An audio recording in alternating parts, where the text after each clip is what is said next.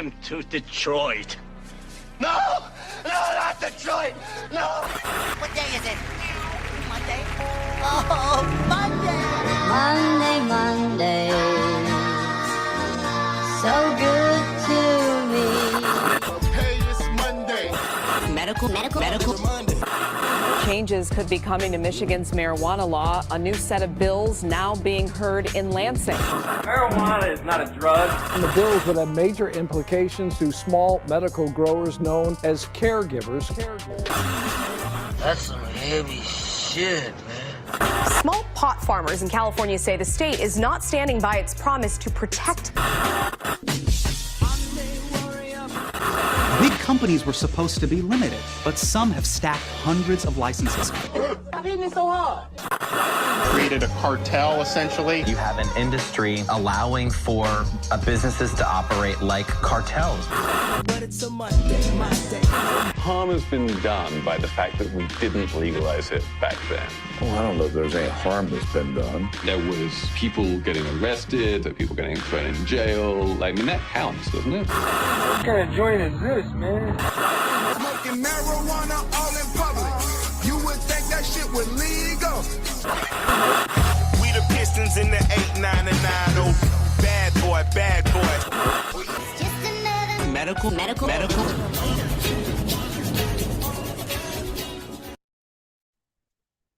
And welcome to Medical Mondays, y'all. This is your host with the most, THC in his motherfucking bloodstream, BERG. And of course, I got my right-hand man, my compadre, my co-host, Ed Rocho.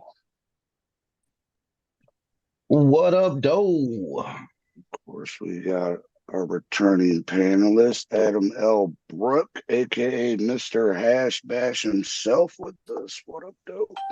Hey, now. We got our special invited guests, Michael Fang and Rick Antis. Thank you for joining us, fellas. Thank you for having me.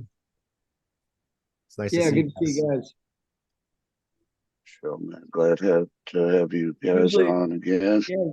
Usually we get together at a Big Cloud event, but it's always good to see the faces on screen too, you know? Exactly. So yeah, before we get into anything more, just a huge shout out to all of our awesome sponsors. Shout out to Native Made 313, Michigan Turf Farms, Nugget Duction Extracts, Tiki Madman, SOB Labs, and Tree Street Packaging. And always, of course, on Medical Mondays, I want to remind everybody out there to go out and get your medical marijuana card, y'all. And one of the awesome places you can hit up is Detroit Certification Center. Trying to get it to come up right now, but there we go. Boom. Shout out to Detroit Certification Center. Go online, get your card within little as 10 minutes. DetroitCertCenter.com. Detroit Cert Center on all social media, or you could give them a call or text. It's 248-275-6707. And since we're mentioning Detroit Certification Center, she was at the Give Back event yesterday, man. Shout out to everybody who was able to come through and show out for the kids for the 3rd annual toy drive Give Back event. Shout out to JSH Enterprises, Nugget Duction, and the Bread Boys. You can't forget First Step Women's Shelter and the Capuchin Soup Kitchen, the beneficiaries of said event. For sure. Yeah, I want to say each organization got around $750 a piece, as well as there was a shitload of toys, man. I'm proud of everybody who came through and showed out, man. So,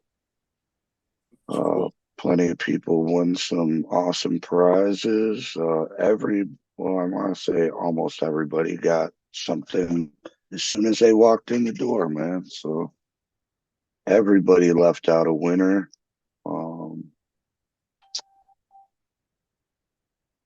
What else you want to say about the event, Roach? I want to say, like, but basically, I'm gonna echo what you said, man. I'm really proud of everybody that showed up. I'm proud of the team that's been putting it together for 3 years, and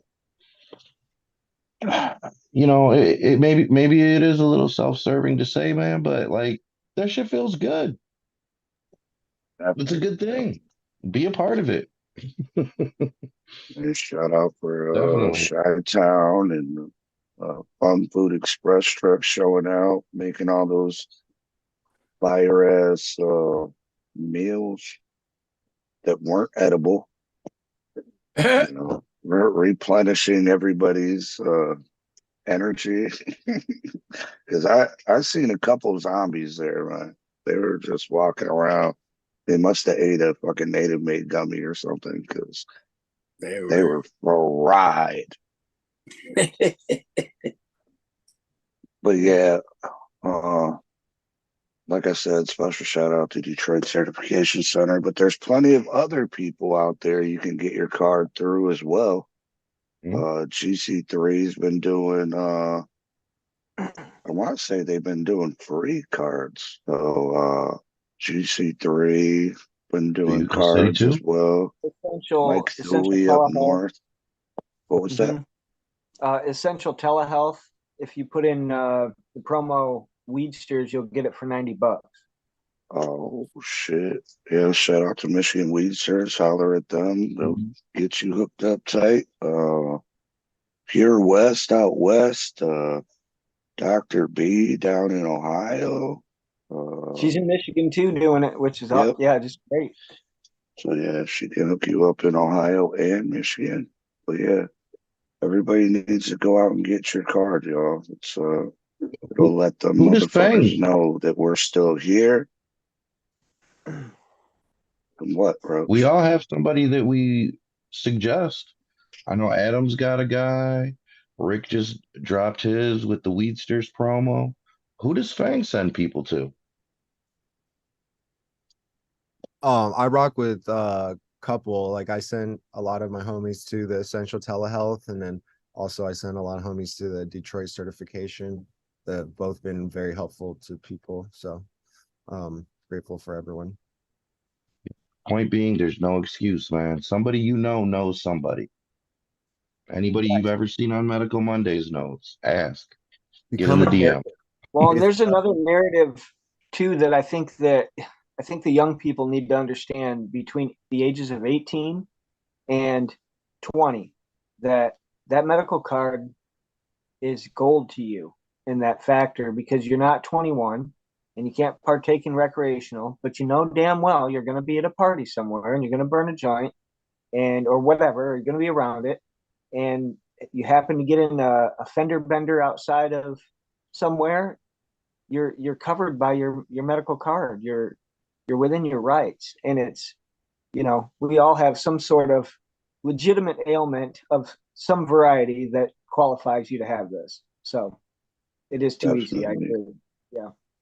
No, we always try to stress that here is it's not only beneficial, to show these politicians that we're still here, but it helps you legally too. It's a difference between a DWI or driving while medicated. So, right. Cover your ass, y'all. Cover your ass and get your card. Mm-hmm. Yeah. Oh. Shout out to everybody in the chat already. If you could, hit that like and subscribe if you haven't already. And get those notifications, man. Get a notification every time we go live every Monday night. Man, shout out to SOB for making the trip to the event too, man. He came out, showed out. So much love to him. Yeah, Julian brought me one of his hash holes. They were great. Oh yeah. Oh yeah. Yeah, I was sitting in the bench, chair. Oh, man, I'm excited to say what I'm smoking on tonight, man. It's fucking Forced Yeah, I know. Collabo. I'm good for those. What's everybody smoking on? Roach. Man, so I had some caregiver product from a listener. It was some pink runts. It was actually pretty tasty, but I lost it like 3 minutes before the fucking show started. But I found it like 3 minutes after that. But I had already rolled up. I don't even know what to call this, man. This is magnificent. This is some fucking bachelor pie from SOB Labs with some original Z from Michigan Terp Farms. And it's like all right here. It's like just so sour, tart, funk. Oh man, it's glorious. So shout out to the sponsors. So I'm Love smoking that on fucking some Terp wedding Farms pie and right now. SOB. Wedding pie. Then I got I got was it permanent marker, original Z, and what was the last one? Dante's Inferno, the last of my Dante's Inferno. So yeah. You shout out to SOB and Michigan Turk Farms. What are you smoking on, Adam? I don't know. I was yesterday. Some guy gave me a black jar, and it is 80s baby. It's called, but I don't know who it's from. But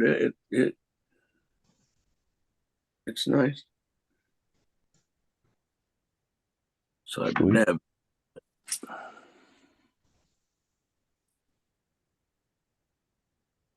What about you, Fang? I know you smoking on some fire, man. Yeah, I'm about to roll up some gelato, grape stomper, true OG mixed with some of the Z face that I got. So it's gonna be a combo. I like that full spectrum. So it's going in a tobacco leaf, and I'm getting the full glory, Mother Nature. But yeah, this was grown by in our controlled climate grow under the 888. It's a new label, so you get a nice peek there. This shit sounds tasty, man. What about you, Rick? What are you puffing on over there, man? I got me some Kush mints right now, and it's just because I'm waiting for my Zax cake to finish drying. But this Kush mints is always good. I like it. Nice. It sounds tasty, man. What about you, Red? Sorry, well, it's not letting me post a link anywhere. It's awesome. It must be our controversial guest, man. I mean, Fang and Rick are known for spreading the love and positivity, man. But I think tonight we're gonna have to talk about the murkier side of the community and the industry. Not to bum anybody out. Before we get into that, we need to give them a proper introduction, man. I mean, I introduced them. You know, we got our boy Michael Fang and Rick Antis, but you know, they got many things under their belt. So Rick Antis, aka Mr. Fungi, also a member of the Cannabis Golfers Association, Hazy Holes Cannabis Classic, Big Cloud, Michigan Weedsters, Merge in Cannabis, Genetics Designer, and Gage Green Group. And our boy Fang, of course, genetic designer, my bad, Gage Green Group, Seedbait International, Cannabis Golfers Association / Hazy Holes, Big Clouds in the Organic Cup. Oh, and don't forget, yeah, there's a few other things along with that, but yeah. Yeah, we're about Thank to you take guys for joining us. Thanks for Taking having us. time out of your busy schedule. Yeah, no, we always appreciate you guys. And like always say with, there's a lot of podcasts out there and there's a lot of things out there, but a weekly podcast is more than a chore. It's dedication. So, you are appreciated in that. Appreciate it, man. Yeah. Thanks for being a voice for the people. Yeah, dude. Well, yeah. What were you saying, Roach? Gloomy industry, da da da da da. You're muted. The murkier side of the industry, it's not all sunshine and rainbows, man, but it's the thing that doesn't get discussed that I think we should try to discuss or at least bring people's attention to tonight. There's definitely some foul play, and here in our state with these guys and across the country, man, like there's a story out of California, a brand people are pretty familiar with that's doing some pretty shisty shit too, man. So I don't know. I guess we can start off domestically. But shit. Where do we even start? Well, I think we could probably start. It might be, who of us to start from the point of we are legacy. This industry did come from a place of underground, so to speak, right? So you have like generations of things there that now emerging into more of a light. They either come to light or they stay behind closed doors and still act the same. But there's not a lot of difference between what was being done and considered as racketeering 20 years ago to business today. That there's not a huge difference in the operationals of those businesses, and we need to hone back, I think, professionally in the industry, some of those things that you were basically able to do on an underground scenario because you had the control and the power. Same thing on this side of things, when the recreational or the license side, when you have the control and the power, you might be able to do some of these things that are less than ethical or whatever you want to call it. I think you have two perfect guests to talk about essentially like what is going on against the battle against caregivers from like a front lines perspective. Both Rick and I have gone through have received contracts that have been quite devastating, and we've also gone through events where our companies have been stolen, our intellectual property has been taken from us. We've had our value significantly undermined by the quote unquote corporations, and it's like we operate corporations too, so we're not here to say that we're against all business, but we're against predatory and unconscionable business, and think that there's a way to do it correctly, and we hope to be the example. But so far it's been difficult because we have been attacked in many ways, and maybe a naive at first, entering this industry thinking it was all love, and then discovering that it truly isn't, and we have to have protection, and we have to stand up for each other. And so thank you guys for offering us a platform and also creating a voice for the oppressed people who literally have not had a representation. You guys are, I think, one of the best platforms for that. So keep up the amazing work. Thank you, sir.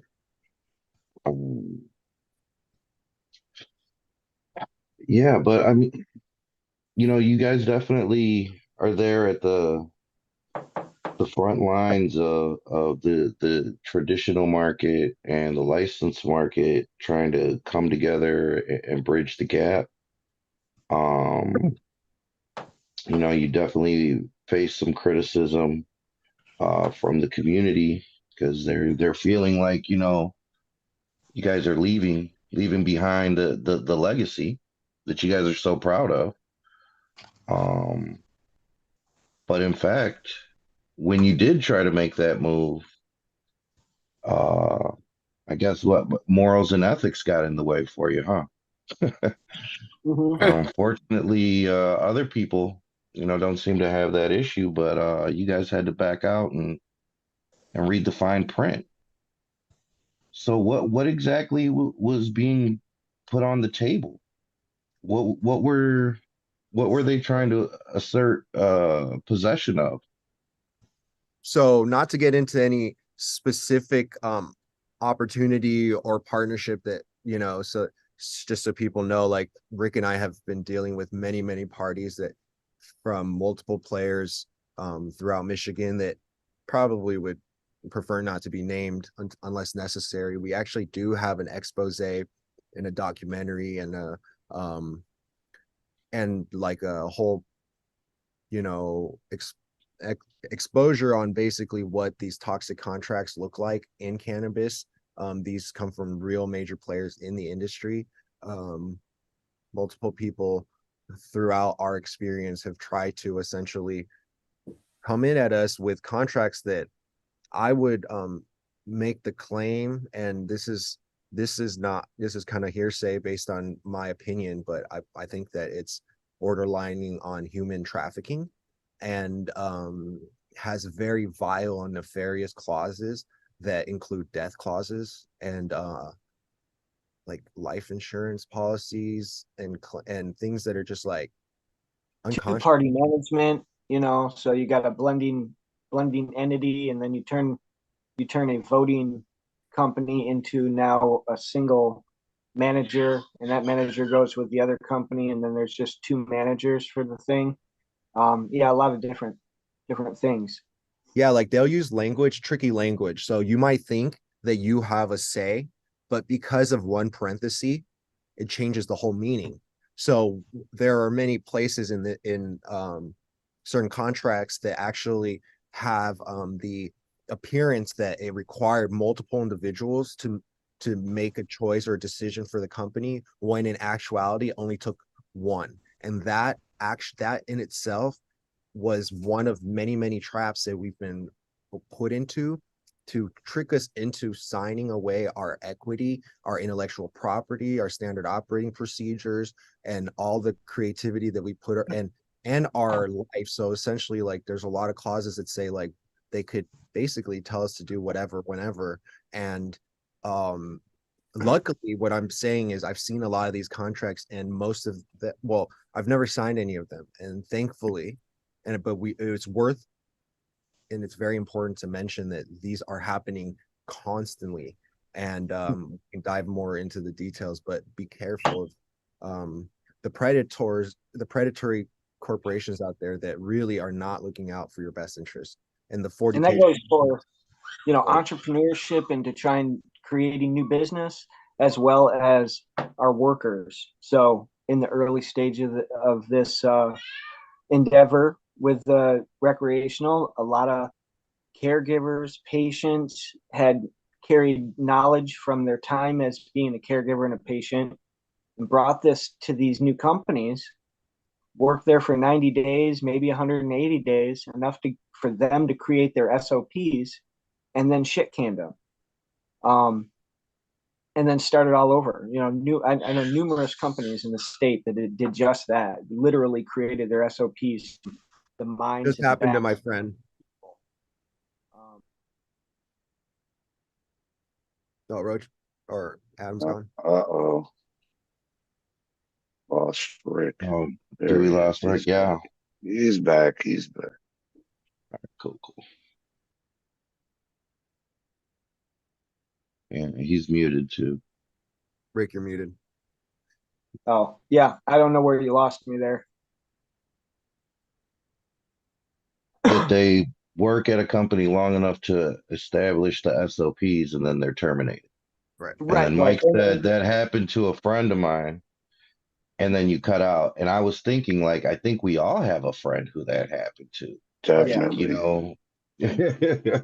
And or it was really even former friends, or even former friends. and very predatory, and a lot of these companies got away with it, and they continue to have people and employees sign contracts that, you know, is no non-compete or whatever different kind of contracts, and all that kind of activity is suspect as fuck, in my opinion. It's like, so they pretty much like utilize the people's intellectual property and created a market that excluded these creatives. And so that corporations and corporatists who are backed by ungodly amounts of money are able to come in and steal the economy from, you know, the independent. Which what pisses us off as caregivers, and I know I got a lot of people out there the same damn way. Somebody that created a fucking muffin or a gummy bear or a suppository or something in their caregiver program that helped one of their patients, and it also helped, you know, it was become a good product. All these things now you find in dispensaries and you find in places because they grabbed up that opportunity and took it away from them, you know, different creative things. And it's just that shit's got to stop, you know. We got to tip our hats to people and help them along the way more. I think a lot more people need to invest in fucking lawyers.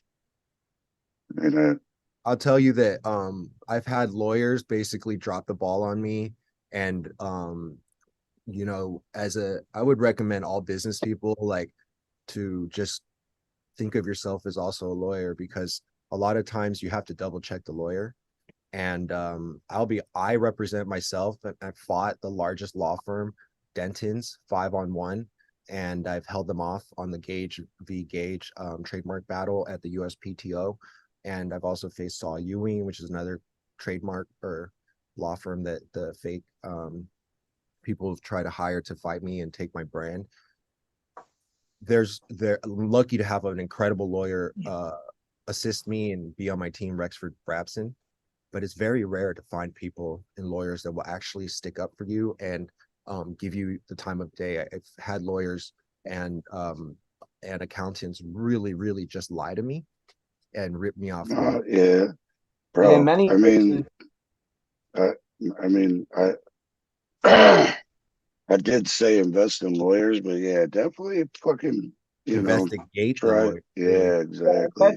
Invest in understanding the dynamics of the legalities of the business that you're trying to go into. I think is what you want to do, because if you can empower yourself with the knowledge and the ability to properly redline a agreement and give it back to them, you'll be able to protect yourself. Now, that's not to say maybe not hire a lawyer to look at that and cross-reference you, but at the same time, if you have the knowledge and the power, you don't have to pay them to do that, because we've also seen in a few different instances in different contractual deals where you're working with two separate lawyers, but somehow one of the lawyers seems to possibly be playing both sides of the field, you know. Absolutely. And you find that shit out later when it's all said and done. It don't matter at that point. You've already been whooped. I spent almost 8 hours talking to this one cannabis lawyer here in Michigan, and she worked for a law firm. Pretty much within like a matter of few months after I approached her with my trademark case and my and pretty much all my information, she went and took a job as the in-house attorney at the fake Gage, which man, that's such fucking old shit, man. Down cold. Yeah, it's incredibly immoral, I believe. And that's not where cannabis comes from, right? I mean, we all understand it as this healing, gentle, kind plant. Even as you grow it, she's therapeutic to grow and be in the room full of healthy, clean air, the whole vibe. And we don't know her as this demonic, backstabbing, immoral beast that we continue to see. And it's not her, it's the people, right? It's always the damn people and their choices and their decisions. So it's definitely not her, but I would sure like to put her in a better place. Agreed. I believe that there's a huge lack of, good energy and artistic creativity and originality in our industry. I think the culture is getting stale because no one's standing up for anything. It's really hard to know what to stand up for right now. It's the whole economy is a mess. But I do believe that there's a future where we're not enslaved and we're not basically under the rule of a small minority cartel, essentially what it seems like, a monopolistic industry operated by a few entities. That's the economic definition of a cartel. Also, the economic definition of a fascist state is one where the corporations and the government work together. And then the definition of a communist state is one where the government controls the economy. So I don't know, for some reason, like this cannabis industry reminds me of all the above. Yeah, definitely. I mean, because and they also use military. And so it's like, man, like one day we're gonna look at this and just really cry. And not that we don't already, so many have suffered, but it's like, man, we really have to stand up. Yeah, now's our time to, again, we have two, I don't know how to emphasize it, even to people that don't get into politics, but think about this. 1968, there's been, I think it was 16 or so people initiative opposite, laws attempted, and only 8 of them have passed. And 2 of those damn things are cannabis laws. One's our medical and one's our recreational. So the power that we hold with these particular laws that we're trying to defend, we have the power, but we have to be the power. Again, we have to figure out a way to come together collectively again and again and again. We have again and again and again, but we need to continue to come together, be creative. I'm sure there's something coming down the pike. It's been way too fucking quiet on the Hill. So, I don't want to play defense anymore. Let's get this into place, solidify it, break this stigma, get Jaden's Law passed, let these schools understand the vitality of a student that is a medical marijuana patient, that they don't need to be exiled and they don't need to be treated in any other way. They don't need to be 1,000 feet off the school to use their medicine when Johnny can use his right there at school, administered by the school nurse. They can do the same thing with a cannabis pill or a gummy. So yeah, staying together is going to be our strength. And I think staying together has gotten it to the point where we have made some of these big corporate people really look at Michigan. They thought they were going to come in and sweep. They thought that those bills were going to pass. Steve Linder was going to win. Rick Johnson was going to win. Everybody was going to fucking win, right? And they were going to just do it. And that shit did not fucking happen. That was us. We did that. Again, that's powerful fucking shit. We got to continue that strength and that power at the Capitol level. Talk to your representatives. Get involved. Watch what laws, Michigan Weedsters and many others will let you know what's coming down the pipe with new laws and things like that. But even if it's a matter of changing the stigma in your own county or your own township, I'm thinking I might get on my school board. I'm thinking about going and running for my school board because there was an incident last Friday where they had came through the school, which I have mixed feelings on this, but they came through the school with a drug dog, marked certain lockers. Two of those lockers were my daughter's lockers. Pulled their property out, looked through it, nothing was found, and then my daughters were called down to the office to retrieve their property. I feel like that was a violation of their rights. Considering when I called the county police, they have like 4 or 5 dogs, but only one of them is commissioned for cannabis, and that's only because he hasn't been retired yet. All their other dogs have not been trained in cannabis, so they're veering away from it, but yet utilized it in this scenario. Again, who's to say that there isn't a cannabis licensed student in that school, you know? So that I think they need to be careful. Suspecting the children of using marijuana, is that why they're sending marijuana dogs into what is this? Yeah, and apparently there was a student that did have some cannabis or something related to that in his or her locker.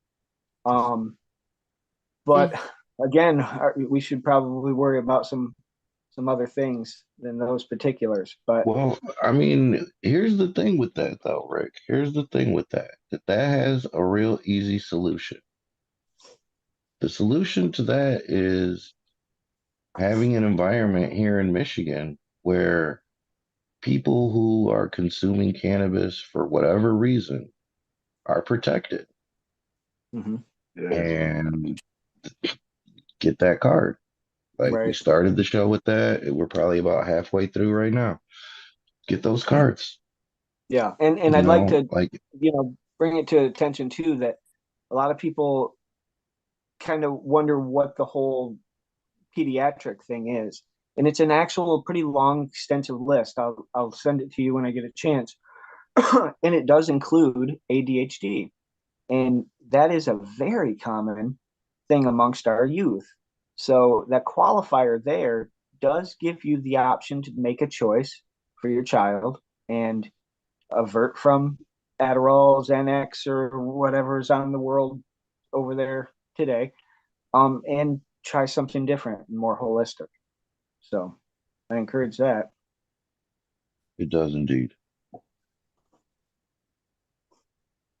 I never was able to have the privilege of being able to use cannabis legally in high school.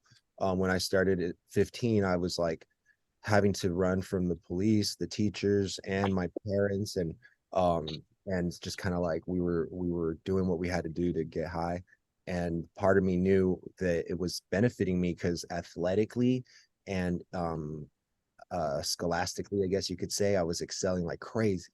Like there wasn't anything that was like difficult for me when I was on cannabis. It was like my superpower, and I don't know, and it always had this like shame and guilt associated with it. And throughout high school, I actually had to I was getting drug tested by my parents, and I had all these ways of like kind of getting around all that, but it was a real like kind of a dark time. And I do want to say that coming full circle, like now I've been able to convince my parents that it's a beneficial plant, and we're all on a healthy herbal regimen and becoming better every day.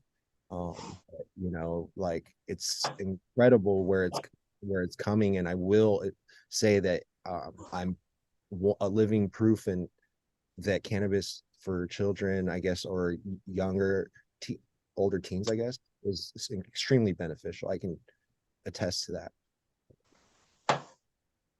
Yeah, highly recommend parents look into it. Nah, that's something I've always said was like, instead of fucking like feeding our kids all these pills, fucking make it kid edible. You know what I mean? Right. Don't make it so fucking strong or something. But yeah, that's the misunderstanding too. I think for the stigma is so heavy, right? So they always think that it's going to have to be ignited and smoked like this. No.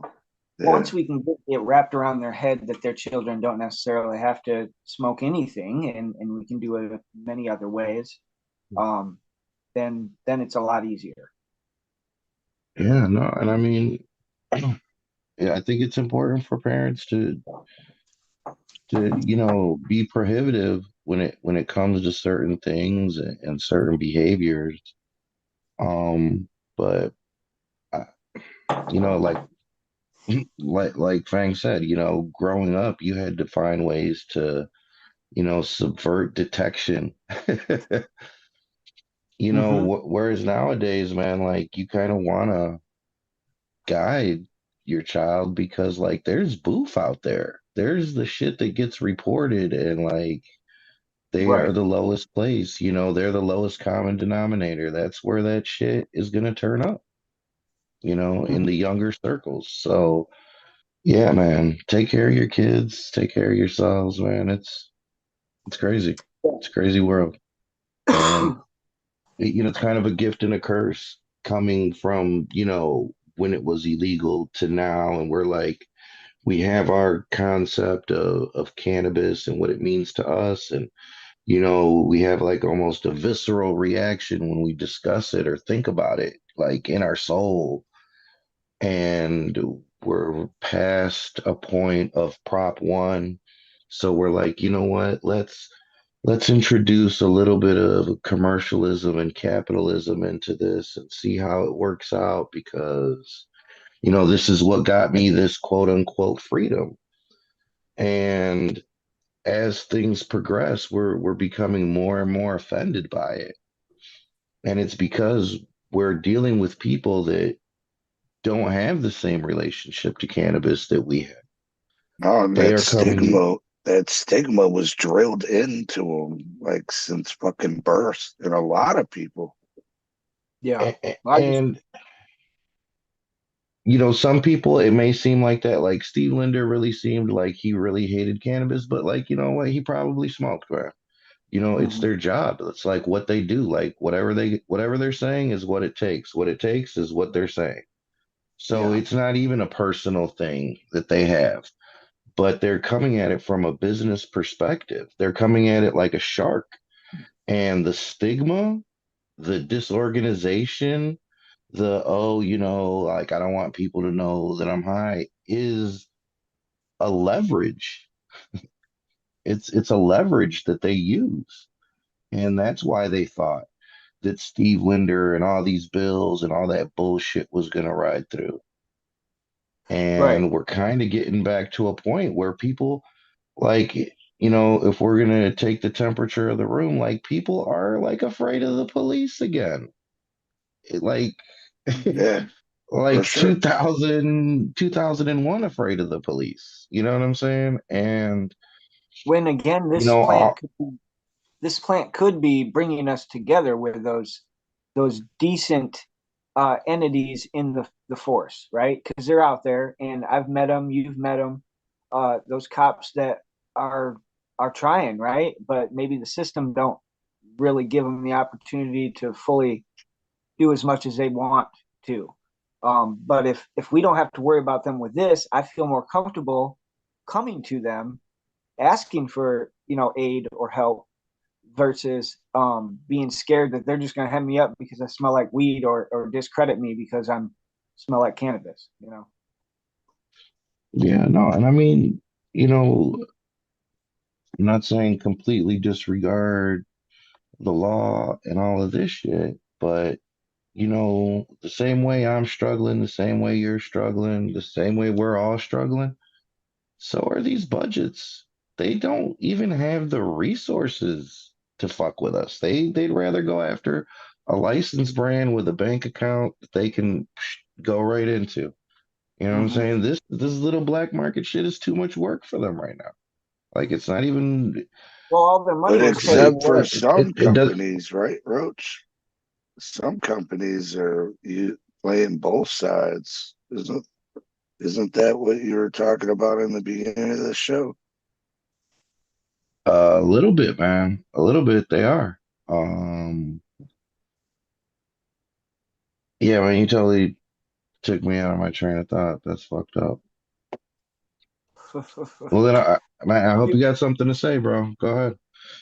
I mean, you were talking about that California company that was fucking, They own What all was the I talking about before buildings. that? What? Oh, What was I yeah. talking about before that? You're talking about the police. Yeah, being afraid of the Oh, police again. well, no, the police not having the resources, who they're actually going for.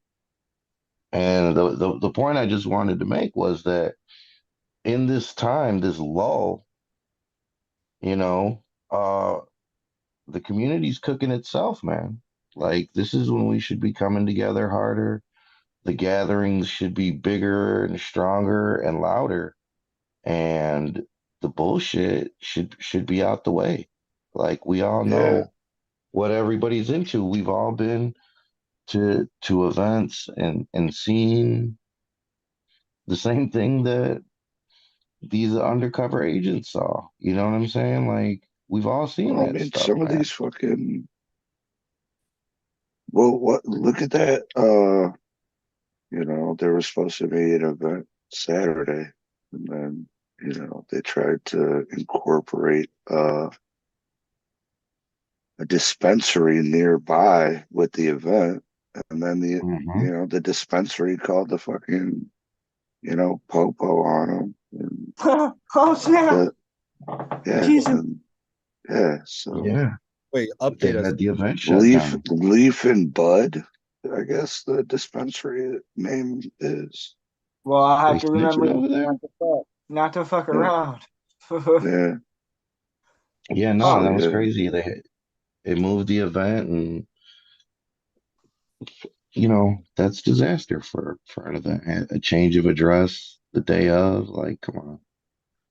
It is, especially for these This, gatherings. I mean, I know things are getting held up in Ohio right now too because of some bullshit, and um, it's just not necessary, man. I mean, you got this, you got this fucking alcohol out here on every damn shelf, every damn place, and it is just Oh, and killing our people, killing our motherfucking people.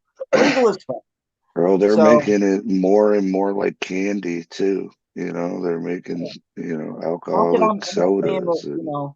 I'm just saying, like, I have a drink, whatever. I'm not saying, but I'm saying, But generally now the speaking, alcohol game is getting into the fucking weed market too. They got St. Ides fucking 100 milligram THC drinks out in California now. they're gonna have some fucking Zima before you know it. Yeah, some shit. It's non-alcoholic. It's only medicated. So, crazy, man. It's inevitable. Whatever. It's inevitable. Like yeah. that's what's happening. But we're separate, Like and that's the thing about the plant too. We'll always be separate because we got seeds, so they can do whatever the fuck they want. But we got seeds to start we always have our fucking plants. So that's one thing I've always said. Like they can make it illegal again. They can do whatever the fuck they want. We'll always have this. Hippies solidified that shit through the 60s and all the way up to the 90s. Thank God. And I mean,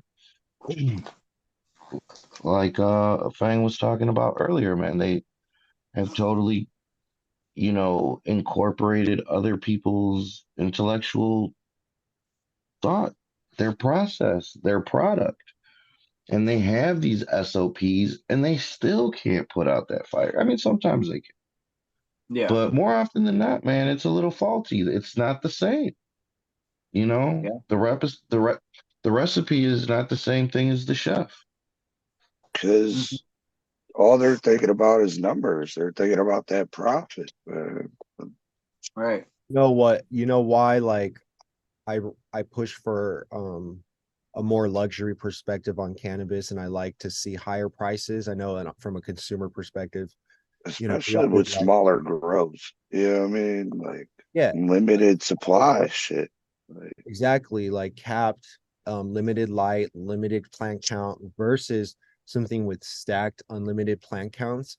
It shouldn't be measured at the same level.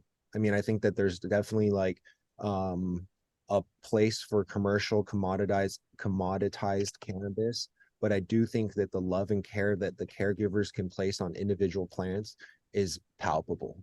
and that like if the caregivers stopped competing with the commercial growers and started seeing themselves more as artists and curators and true artisanal craft connoisseurs, then they would raise their value rather than, you know, try to compete with the pack prices coming in from Cali.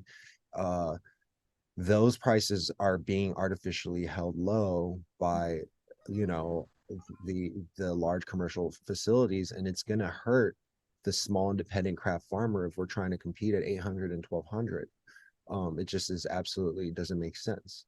So I think that it's coming and we're creating the, I guess, validation for the example that I believe we are just as valid as France to be able to create luxury. We're just as valid as any other terroir. You know, Michigan is, you know, almost basically like at the top right now. And I don't know if you guys knew this, but during the days of hemp, Michigan produced the most hemp.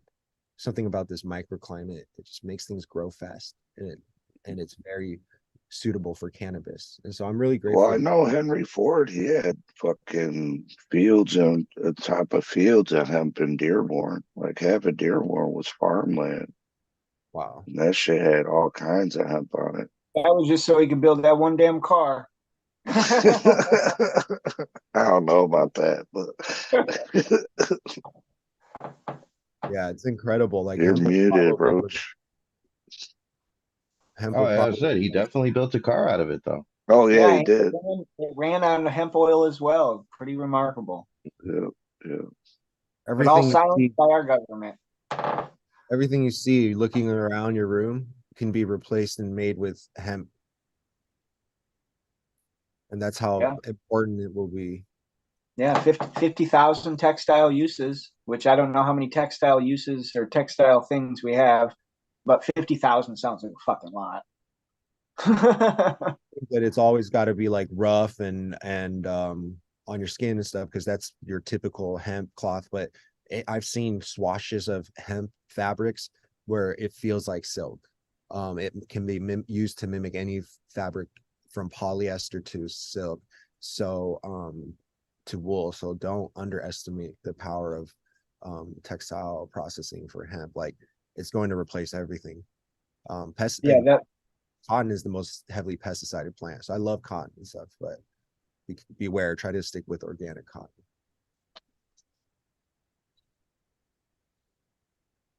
And also stay away from polyester, because that's all like plastic, forever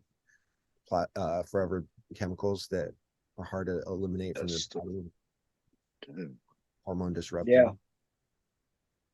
I didn't know that. I'll throw my suit out, bro. All the clothes that we're producing now are all like organic based. So it feels just feels amazing. You can tell the difference for sure. Yeah, feels like old clothes probably did back in the day when they used, you know, true leathers and true clean, you know, processes. Everything that gets scaled up gets fucked up. I think that should be a slogan somewhere. Definitely. Yeah, because there's always cost-cutting mechanisms that normally wouldn't happen if you're striving for perfection. If you're striving to, you know, for every penny to profit maximize, you're going to cut corners that, you know, eventually add up. And yeah, you see that in everything. So yeah, we really are trying to bring an artisanal perspective to cannabis, where every input and every aspect is fully measured and considered, and that's just not happening in the you know, dispensary world, unfortunately. Like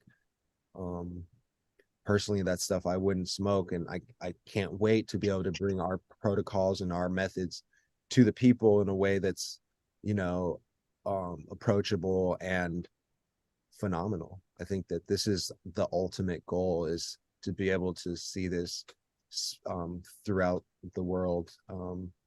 And our vision is to, you know, have a luxury vision for cannabis, because I believe our people and a lot of the artists in our field deserve it. But I also feel like creating a scalable organics that doesn't cut corners and can compete with everyone else is very necessary, and that something like I will push for. You know, it's kind of like, it's going to be difficult, but I do think that there's a way to do it in a regenerative fashion. No, I agree. I just think a lot of these people with the money to play with those kind of ideas haven't taken that on at all by any means. You know, they're just going with what they see and what the industry's telling them to do. Yeah, you know what's different about my grow versus most other people's grows is that while most people are always trying to minimize their costs, I'm actually like maximizing my costs. Like obviously not in, you know, wasteful ways, but my inputs, I don't try to seek the cheapest nitrogen. I don't try to seek the cheapest phosphorus.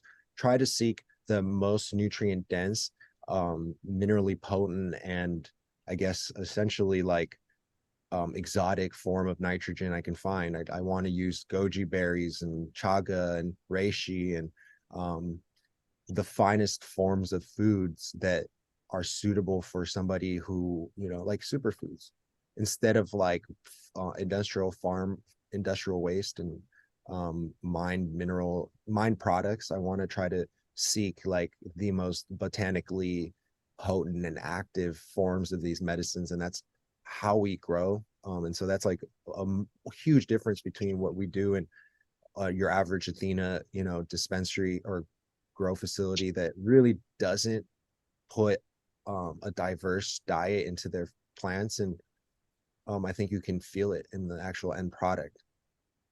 The energy's not there. But yeah, I'm sorry, but I gotta ask. Adam's thing says Z's, bunch of Z. And motherfucker sleeping. All right. It's all right. Okay. Just want to make sure. Love you, Adam.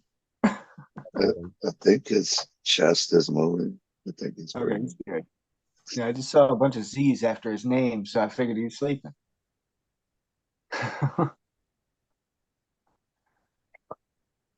Oh shit. He's all right.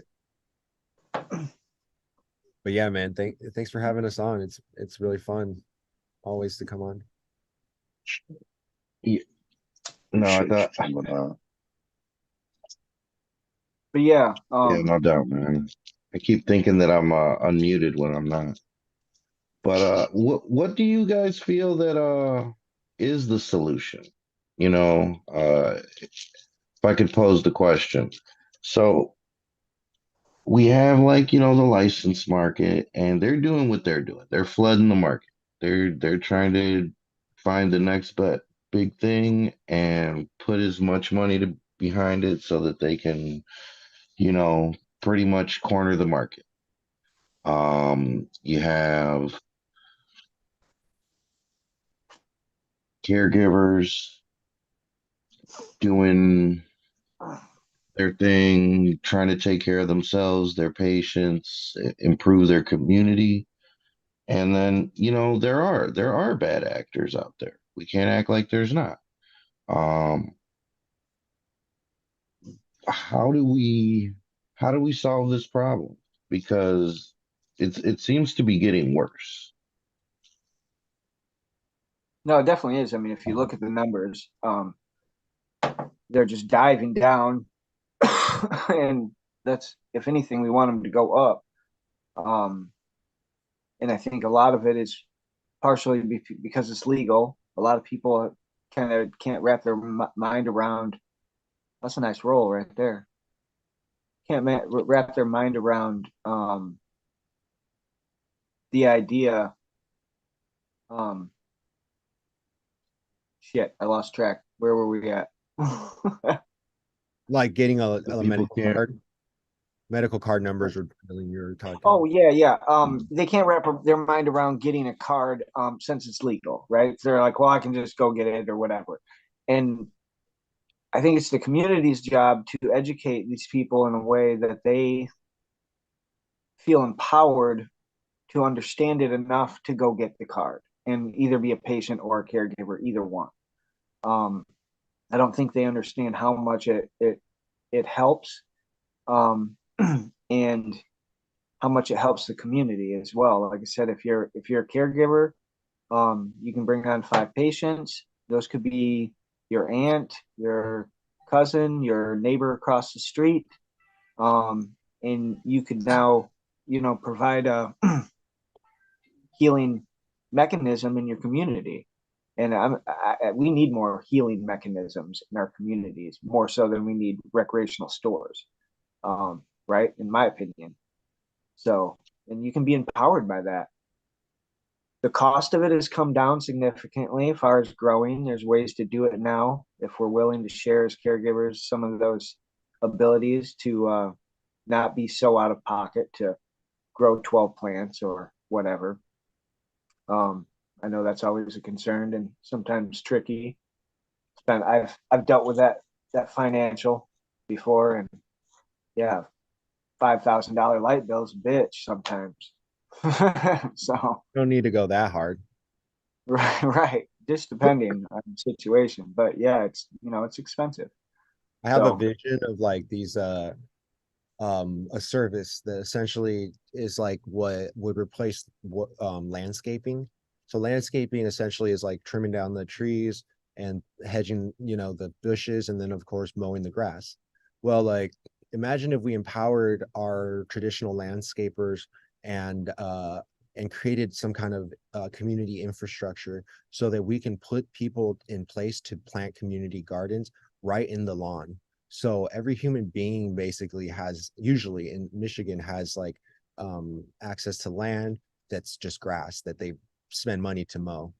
So instead, if we can turn those into food crops, we can basically have limitless food in all our properties. Now, not everyone can maintain it, not everyone has the know-how, or some people have to work, and that's why there's going to be a service where you can hire for about the same price as you would normally to mow your grass, but someone will come install like drip lines and essentially help you have a somewhat of a regenerative system, as regenerative as you want, I guess, like fruit trees, food crops.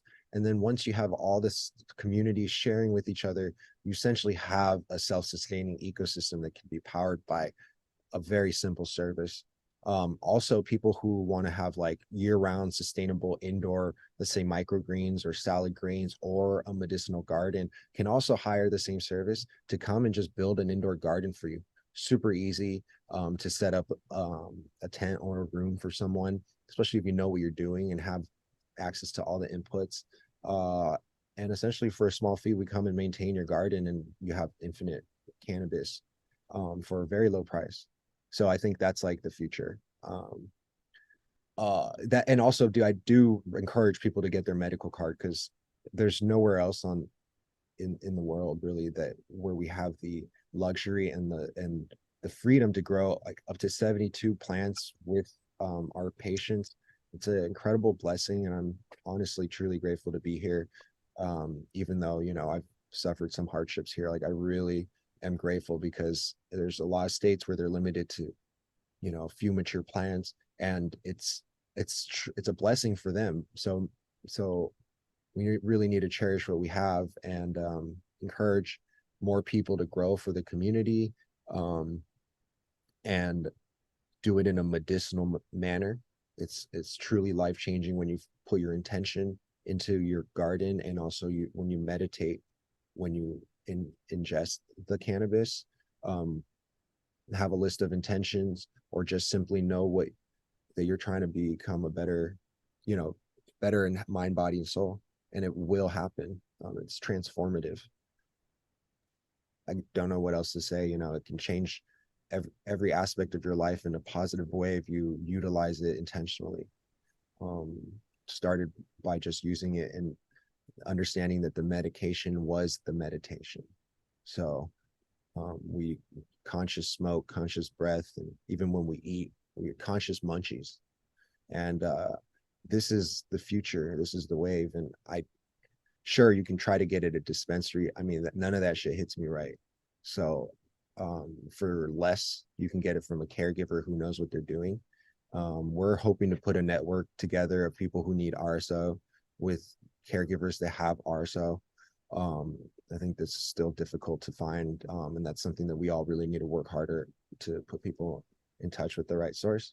And that so we got some amazing caregivers in Michigan here that have just put their whole life into figuring out these medicines, again, whether it be a suppository or a something that you put in your belly button. I mean, there's all kinds of things people have tried to, combat, whether it be cancer or rheumatoid arthritis or whatever. But we've done some things. You do some things when you're in the fight of your life in a cancer situation, and I've seen these suppositories put those things in remission, and people continue their lives, and I've seen them ingest it, and so it's so valuable what we have. We really have to be a little bit more aggressive on getting it right, because we really do need to get it right. It's been 5 years recreational now. I don't know how many years medical, but even longer. We have to get it in our reins, in our hands, because it's ours, and we really got to hold it. And like we've all said, coming together is key element. We do it well, even when we have our little tiffs amongst the community with others. I think we still do it well, and that's good.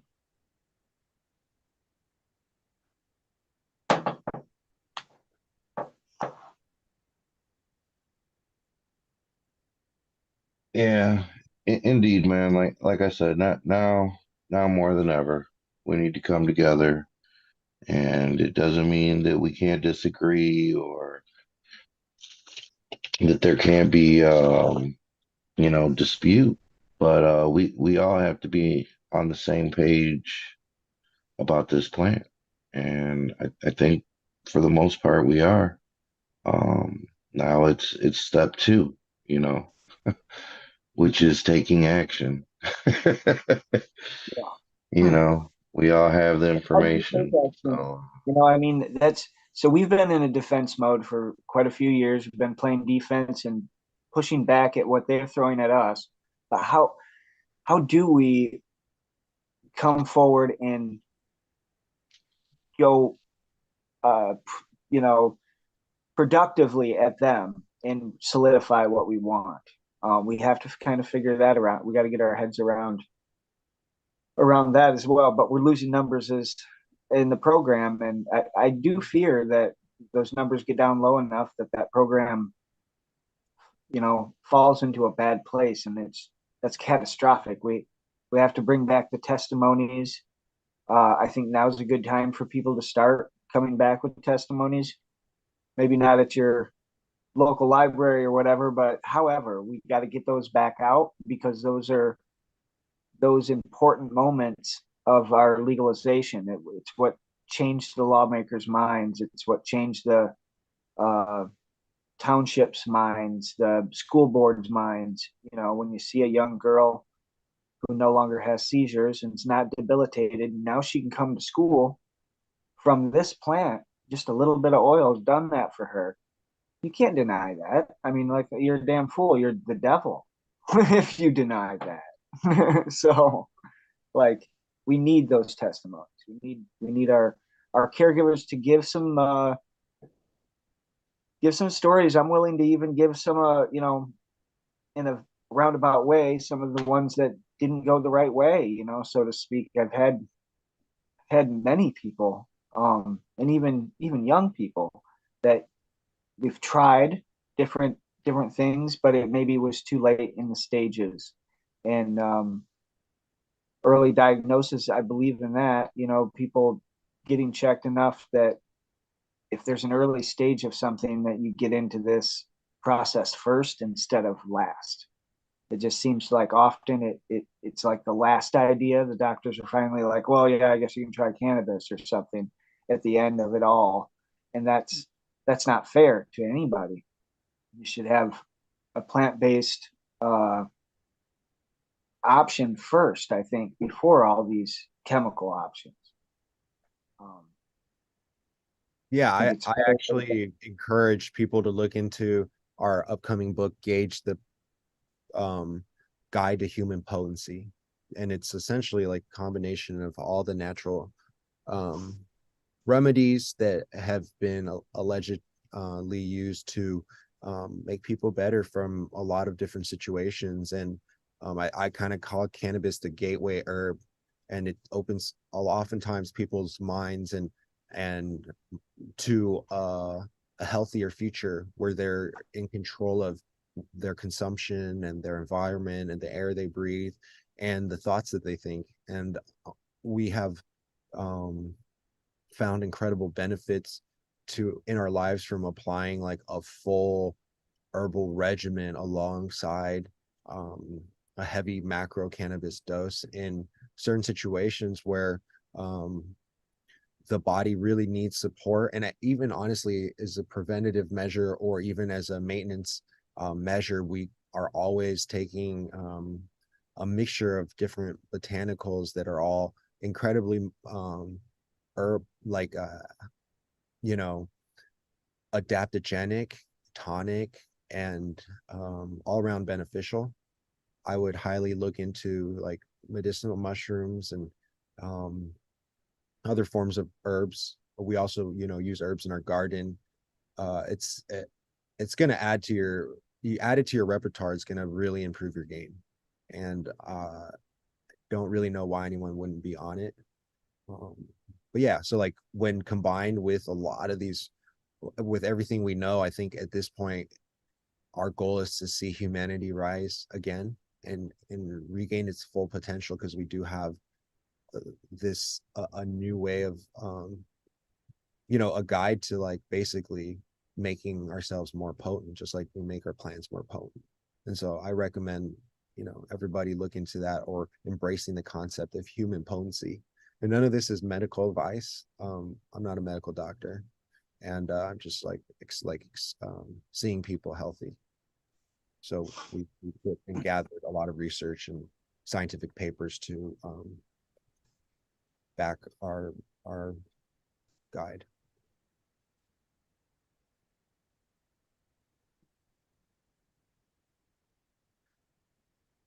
Rolling up another one, Roach.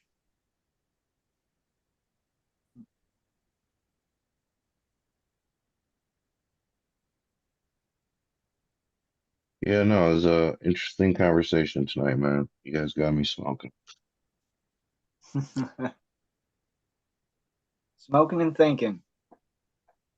Yeah, no, indeed.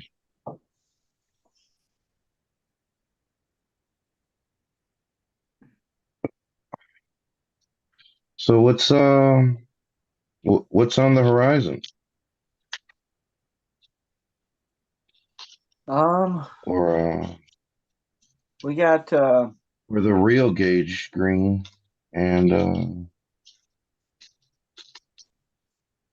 the team. What are you guys working on? A lot of things, but I don't know if we can actually say too much about our upcoming plans because it's all in the works. But I can say that there are some big cloud activities being planned for 2024. I can say that the Cannabis Golfers Alliance is in full force with the Hazy Holes, brought to you by Rick Ansis. And of course, we have the Organic Cup, and our next location is Barcelona. So we are going to be providing more information about that soon, but in March we're going to all be going to Spain and spend the whole there in Spanish. So you guys should come along. It's pretty incredible. Yeah, Medical Mondays in Spain. What? We'll start the GoFundMe now. You better. Mhm. Yeah, you guys can Hell yeah. hang out with us and we can split the mansion. Hell yeah.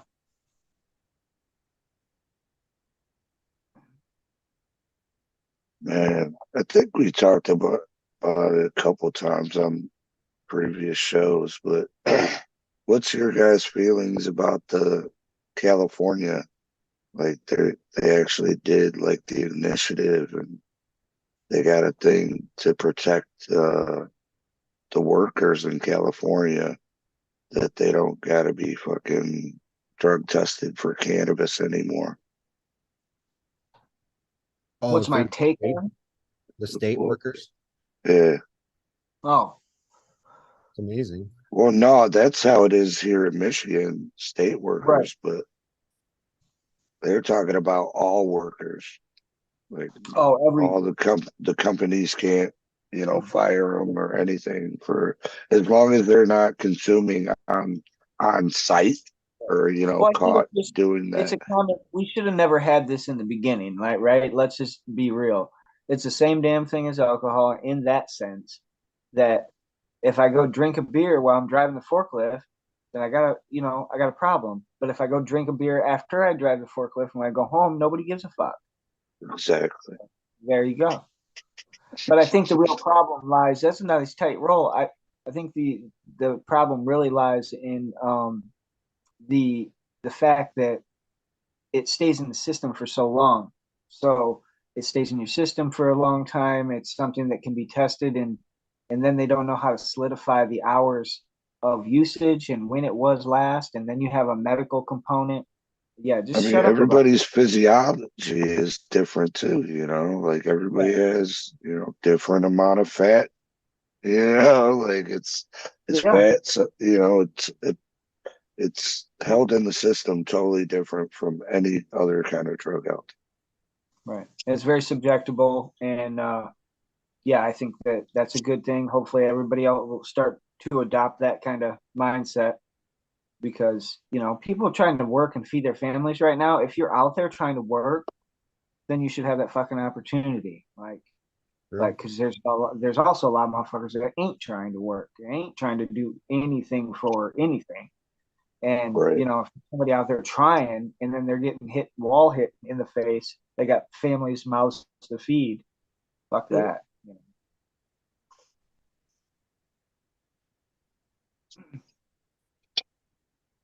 Yep. Yeah, we need that shit in Michigan for sure. They already got it for state workers. Why not all of us? That's right. Interestingly enough, I want to say this past week, the mayor of Cleveland did away with pre-drug pre-screens for job applicants. Nice. Well, in Cleveland? Mm-hmm. Or is it like city jobs or like all businesses in Cleveland? Well, I believe just the city jobs, they can't tell private corporations what to do. Yeah. Right, but imagine that's what California did. Right. Imagine the January 1st, 2024, it goes into effect. If these cops and firefighters and EMT workers could go home and smoke a joint instead of drinking wine or drinking whatever at nighttime, or possibly prescription drugs, we would have a better situation there too. How much PTSD does an inner city cop deal with before he snaps and turns into a bad cop, right? And some cops are just bad from the beginning and some aren't at all. I'm just saying, but if you had a joint instead of alcohol raging through your body and Percocets because your fucking captain said so, or your, officers, whatever, they got a doctor, but a little bit of cannabis after work might allow you to deal with situations better, Well, oh, my bad. It's all workers besides construction workers. My bad. Oh, well, you don't want the guy with the jackhammer all stony. No. Or do you? Right. Yeah.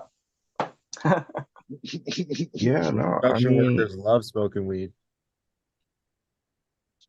Hell yeah. I mean, construction workers are doing and loving a whole lot of stuff, man. As somebody who has pulled up to like job sites in the morning and you look across at the cars and stuff, man, there's all kinds of wild shit happening before those people go out there. And it's like, Activity. yeah, a whole lot of activities and you know it'll be large scale job sites, you know what I'm saying? And you don't know everybody, but you can tell just by how people are dressed or whatever what their trade is. And it's always crazy to see like, this iron worker who's walking on these fucking beams and what the fuck he's doing at like 6:52 in the morning. Like the shit is crazy, but like he does his job. I've never been on a job with injuries, but I would be more comfortable with that guy just smoking a joint Yeah. personally. You know what I'm saying? Like, because that's the argument that I've heard. I guess I'm high now, Well, so I'm just like getting Berg ahead of was saying, myself in my mind. all But the other like drugs, the weed is. argument I always hear is like, yeah, everybody should be able to smoke weed, but let's say you're going on a flight. Do you want your pilot to be high? And it's Why like, not? I'd rather have maybe. them high than Yeah. drunk. Smoke like Right. me. I'd rather have them high than drunk or Like, on bruh, fucking some perkies, some oxys, whatever the fuck he's doing. people I'd much rather him be fucking smoking a joint. Yes. people don't And I understand think that how many lives cannabis has saved, like by me smoking it before I drive, man. Like seriously. Some of the best athletes smoke. Their performance, it could even be considered performance enhancing. Yeah. Think about how the top Olympians also all use it. It's like put you in the zone so you could do your job better, I think. Yeah. It's all about intention, I think. And it's all in the user. It could be misapplied, and in no way is like like cannabis just like good in all circumstances. Like it should be used with intention. It should be used, where you know what you're smoking and getting it from a good source. It does make a difference. Right. And another one too, another stigma I'm lately I've been back on trying to smash is the idea of laced cannabis. It must have been something that happened a lot maybe in the 70s. Because it seems like it's a certain age group of people that kind of like, oh shit, that stuff's probably laced with some shit. I'll What? tell you what it is, Rick. I'll tell you what it is. You know what? Do you want to know We what it talked is? about It it. comes from the razor blade and the candy Mm-hmm. logic.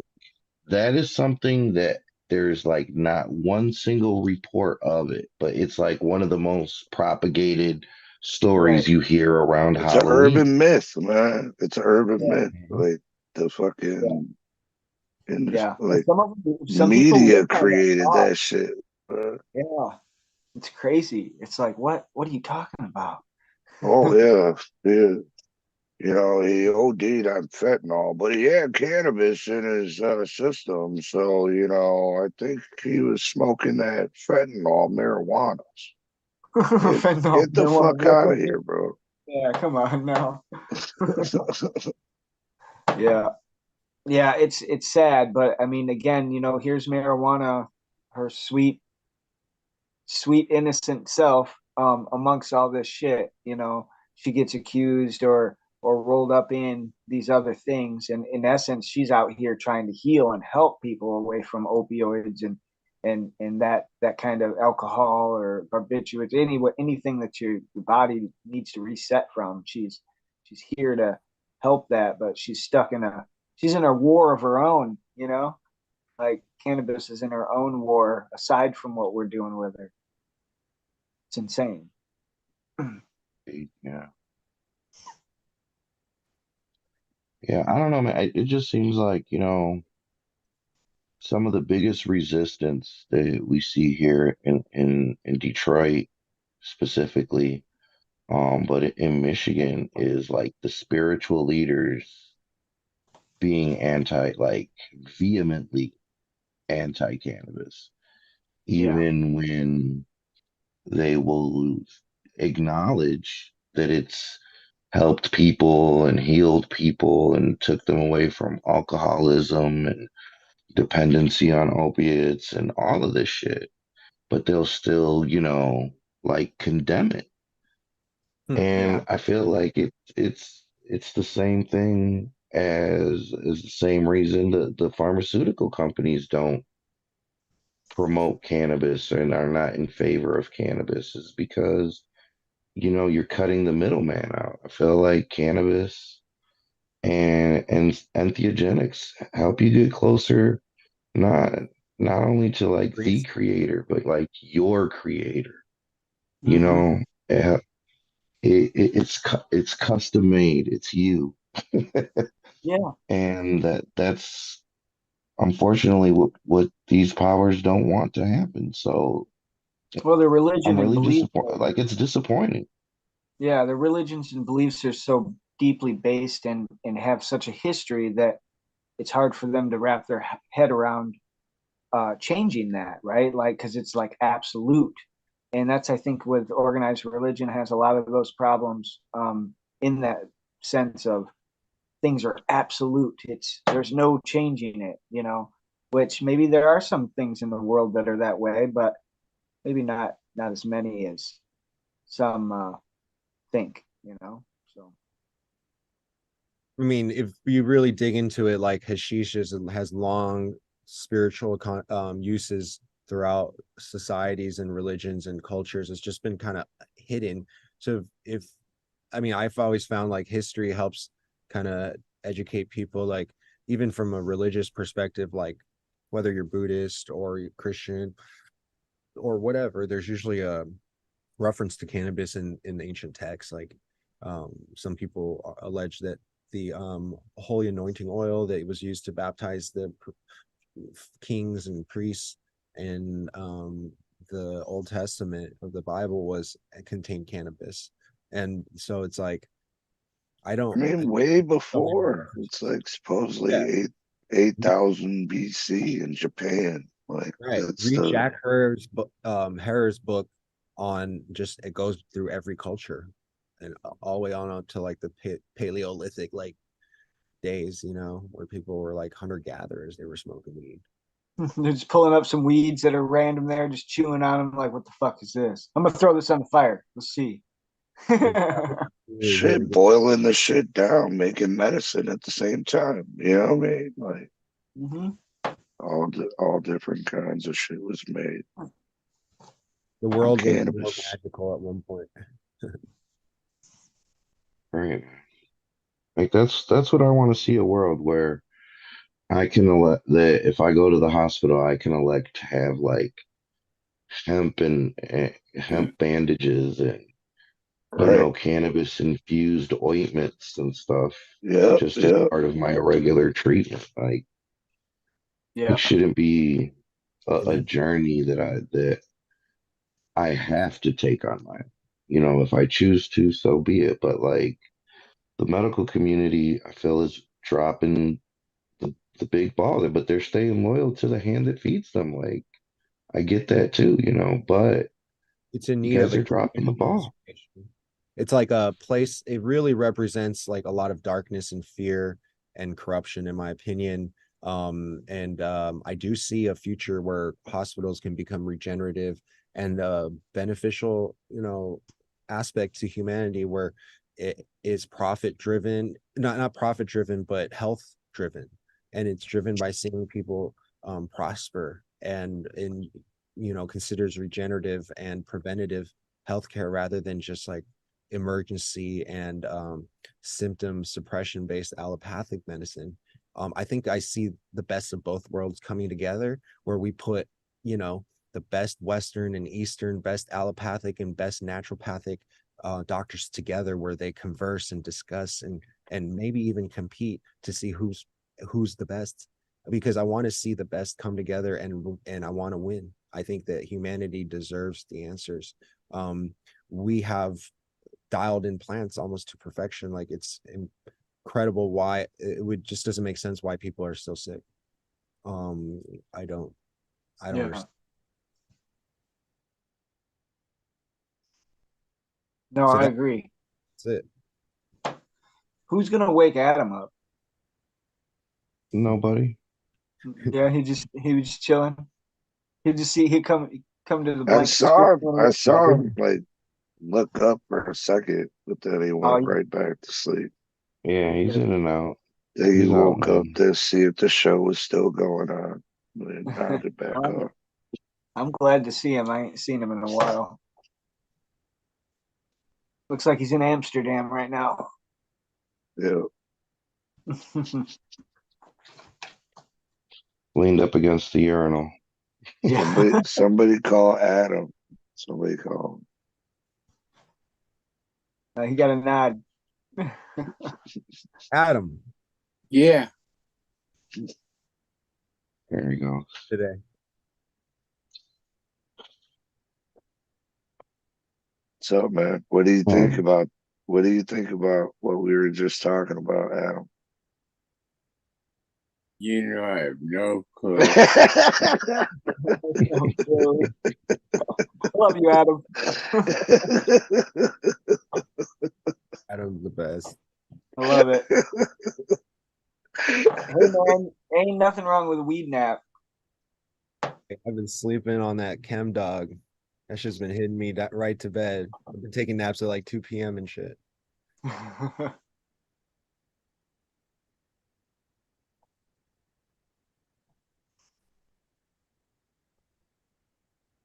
Well, appreciate both of y'all coming on, man. Sure, you guys. What? No, I always appreciate you guys. Like I said, great to be on here. It's always good to go back and forth. I don't know how many. Yeah, no, I don't know if you were trying to wrap it up or not, Bert. No. But like, I got a question for these guys. So, you know, we all agree that the cannabis is essential. Growing plants in the best condition and with the right ingredients is important. And it was something that you had said earlier that like, since you said it, like, I've been thinking. So you said that, like, you know, the hemp fields that existed here under Ford, and like how massive they were, and like just the climate here in Michigan is perfect for the cultivation of hemp and cannabis. But like, at least in the past couple of years, especially with outdoor cultivators and indoor, I would say alike, do encounter a number of environmental and, you know, quote unquote, climate dependent issues in their gardens. Here in Michigan, like, I see people that are trying to take that initial step into the home cultivation, or even established people that will just get hit with some shit and it fucks them all up. So what, do you think something has changed with the environment, or is there something that's different with the cultivation methods? Yeah. All the above. I mean, like, you can one thing I will say is, just within the last few decades, you can see like change in like the climate up in NorCal, where people are using the redwoods to grow. I mean, there's like sudden oak death, and a lot of different environmental shifts, like plant growers were seeing fusarium and root rot, and, you know, different diseases that they weren't able to fight. Like, this was 10 years ago. And we developed the Probiotic Farmers Alliance, and this methodology of using nature to fight nature.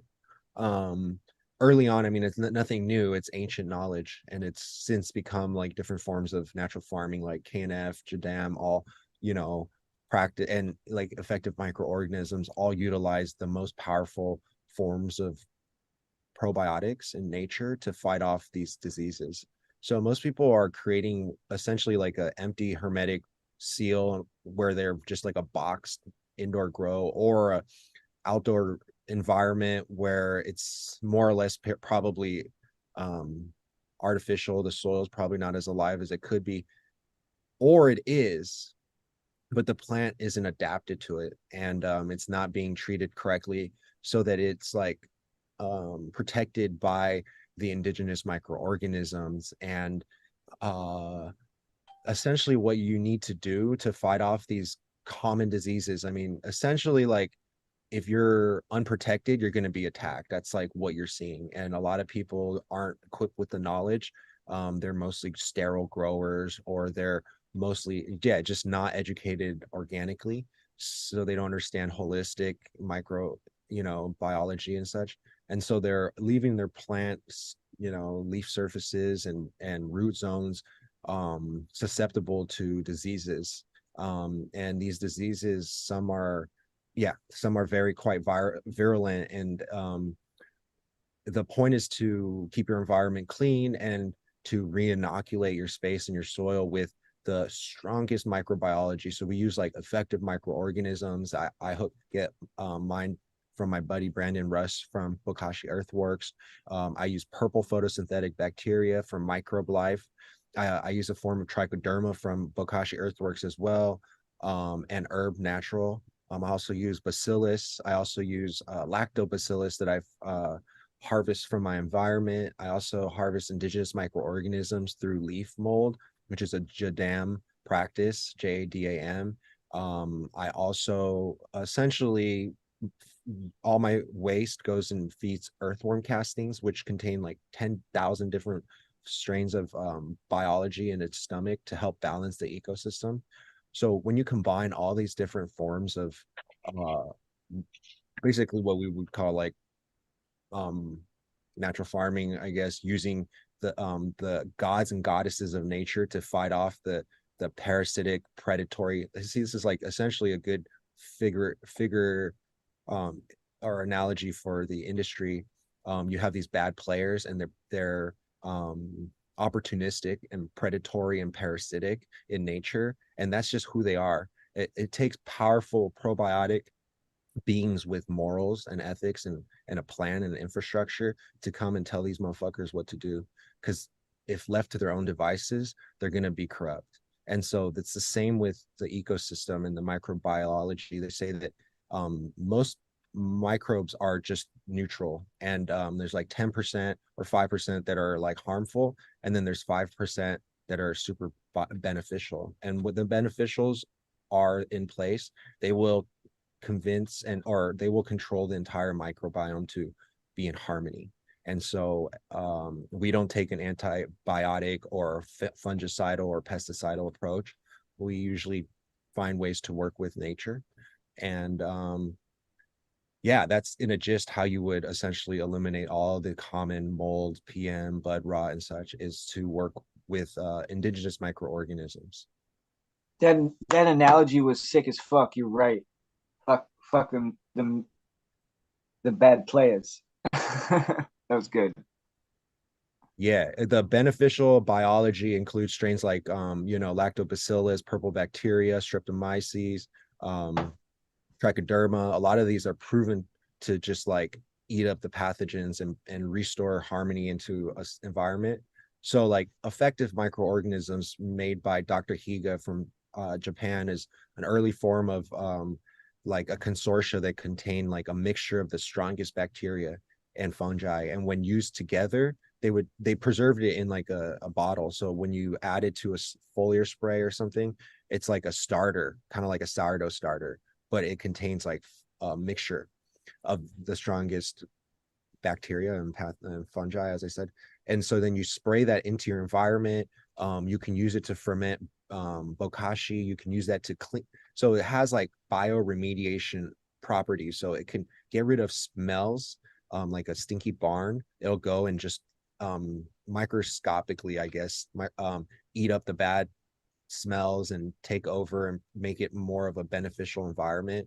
You can be put into food as a probiotic and be used to make ferments. It can be used to make nutrients, and ultimately can be used to restore toxic soil and land. And so these are practices that we teach and recommend just to create living, soil. In my area, I've been here for almost 10 years. So we've been loving the soil so much so that it's like plug and play. If you put something in the ground, it'll explode. Our weeds, which are herbs that we consume as well here, grow like 2-3 feet a week here at some weeks. Such a blessing to have. You said Bokashi Earthworks, right? Bokashi Earthworks, yeah. Is one of my partners and Ain't sponsors. that Brand? His name's Brandon, right? Yeah, Brandon. I also shout out Microbe Life, Organics Alive, Vital Garden Supply, Herb, and Blacksmith Biosciences. Like all these guys have really have supported my garden and helped keep my garden clean. Those are biologicals that you can purchase.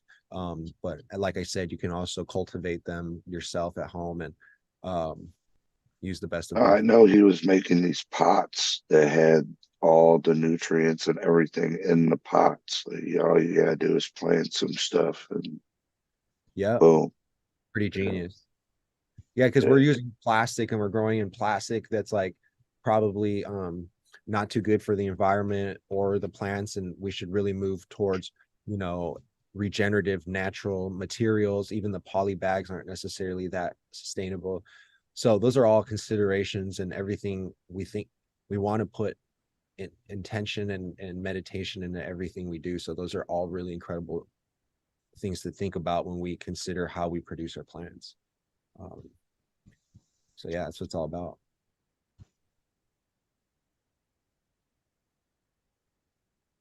Rick, you want to add to that?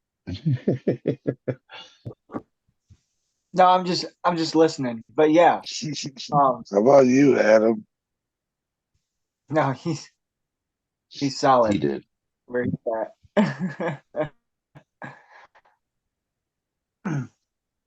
But yeah, he is right. And different ways of trying to, even again with the hemp, we could potentially those jiffy pots that just kind of dissipate after you have them. Something made out of hemp would be awesome for you. Each time you pot up, you pot up into something that's biodegradable, and it's all good. There's a lot of different things that we can do in the industry to make it more regenerative, for sure. All right. Well, I know we talked before the show about, not saying certain things, and it was all cannabis related. I think we did a good job too, for the most part, right? Right? Yeah. Okay. Good job, guys. Yeah, really. But yeah, no, we did good. No. But yeah, no, I got a but. But every time I talk about something with Fang, he always says something that at face value seems like the most ludicrous thing, but he ended up being right. You know what I'm saying? So applaud you for that, man. But on what part? I don't even. Yeah, it's a different show. Go back and watch those other shows, people. I'll tell you after the show. But go back and watch those other shows. You'll see that moment for me. Where I'm just like, what? Anything like that? No, I get that a Look lot. it up too, and you'll figure out that yeah, he was right about that shit. Dude, So we're not gonna love tripping people out. I say shit that no one ever says before, because that's the fun. So, just me, being an observer, I'm not a cultivator or, anything. I'm just here, Howard Cosell, to the cannabis industry, right? I was looking at stuff like, what is it? The hop latent virus. I was looking at stuff like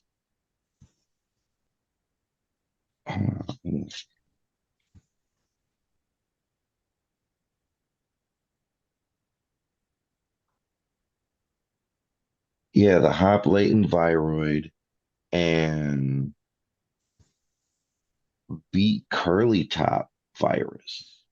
And these are all things that were like first discovered, in agriculture here in North America in like the late 1880s.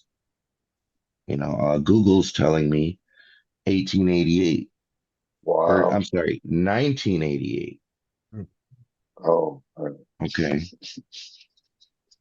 that's a Hold on, big hold on, hold time. on.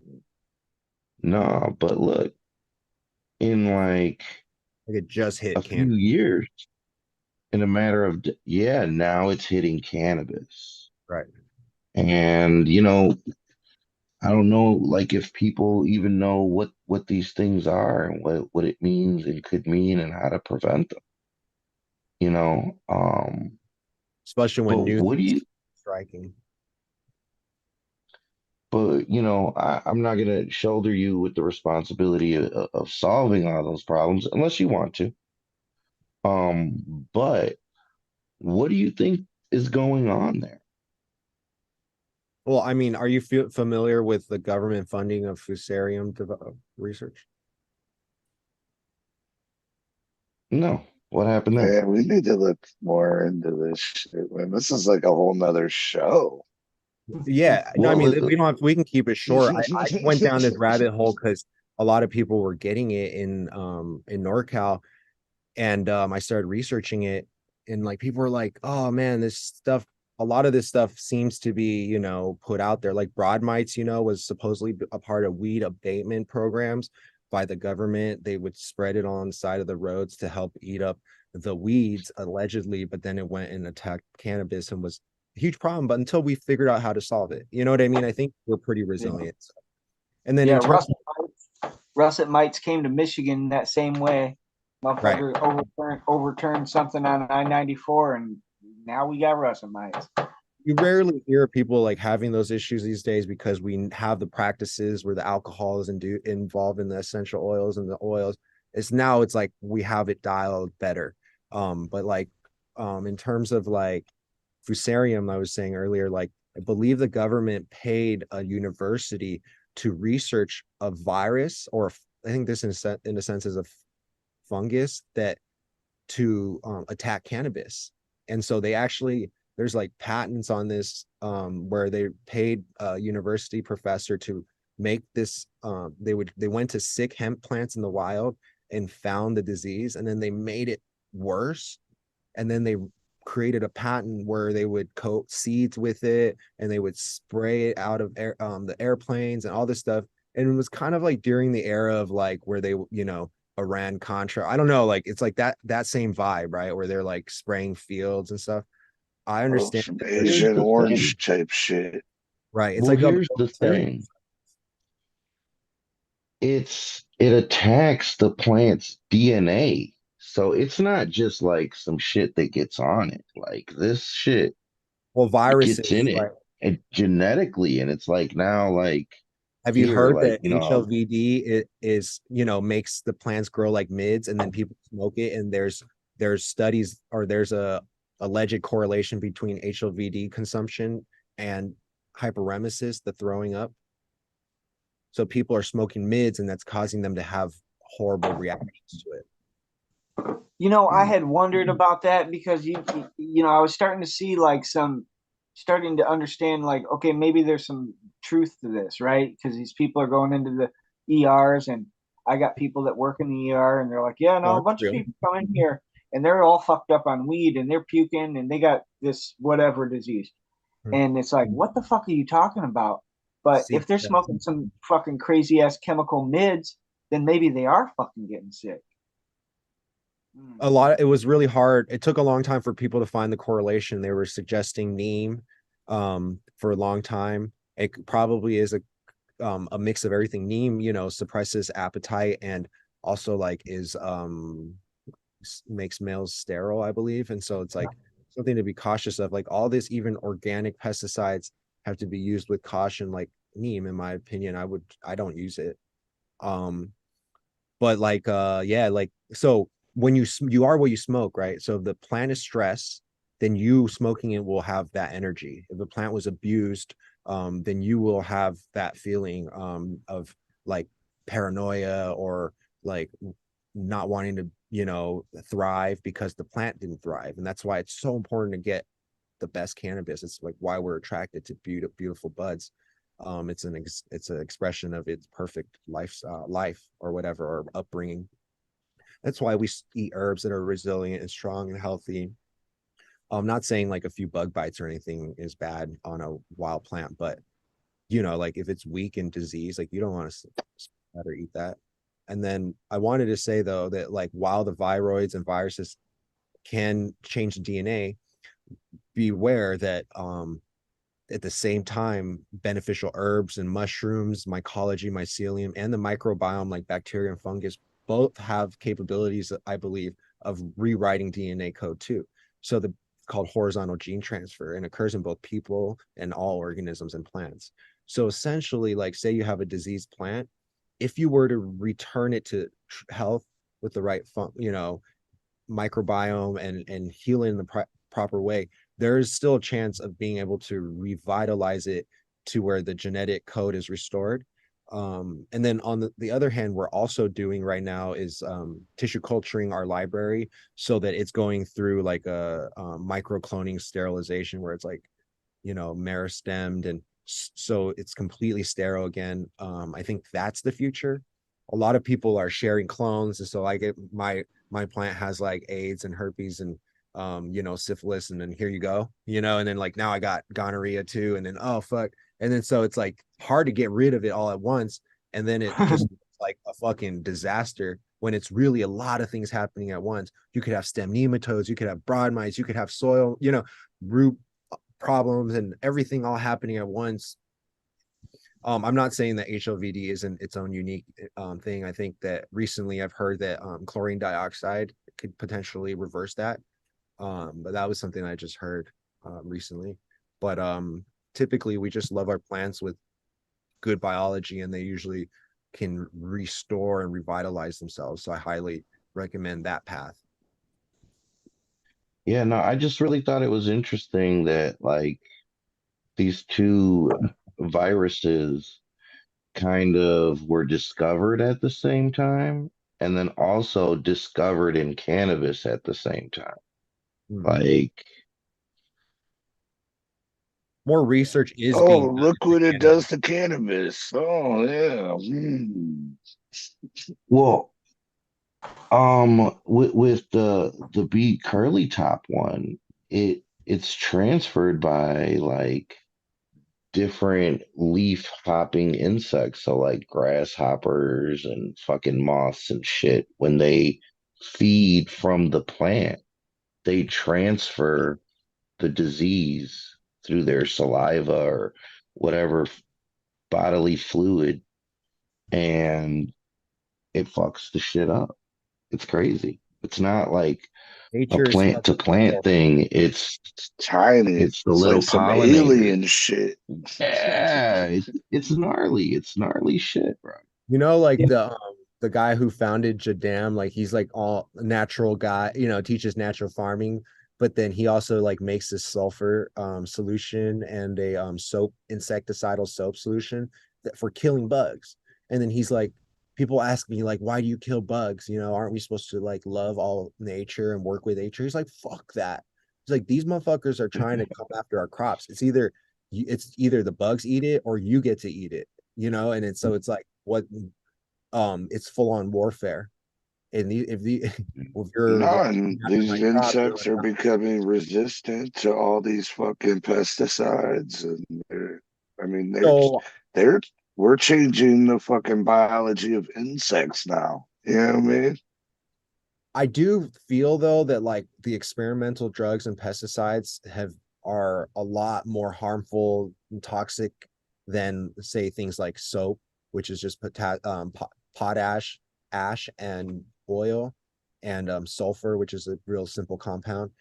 We've just gone way too complicated, and we need to just come back to like the original way. A lot of people want to spray and leave it, like for us, you got to, spray every couple days when it's the beginning, keep the area clean, put some beneficial bugs out there, put some biology that helps suppress the bugs, and then you're kind of good for the rest of the season. That's like more or less my SOP. But it's really not that hard to have a clean garden. It's just, honestly, it's just laziness.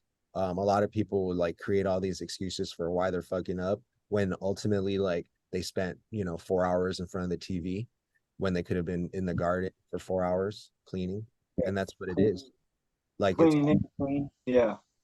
That's a crucial thing. And some people get it, some people don't. And some people have like really good luck too. Some people don't clean up too much and they get many runs before they have a problem. But eventually you do, I mean, the first run's always the clean. Yeah, you got so much airflow going, you just got to. Yeah, and then people are trading and taking on diseases, not knowing how to keep their plant. The IPM isn't on point. So, you just have to have a good regimen, and you stay consistent. Usually those are the best gardeners.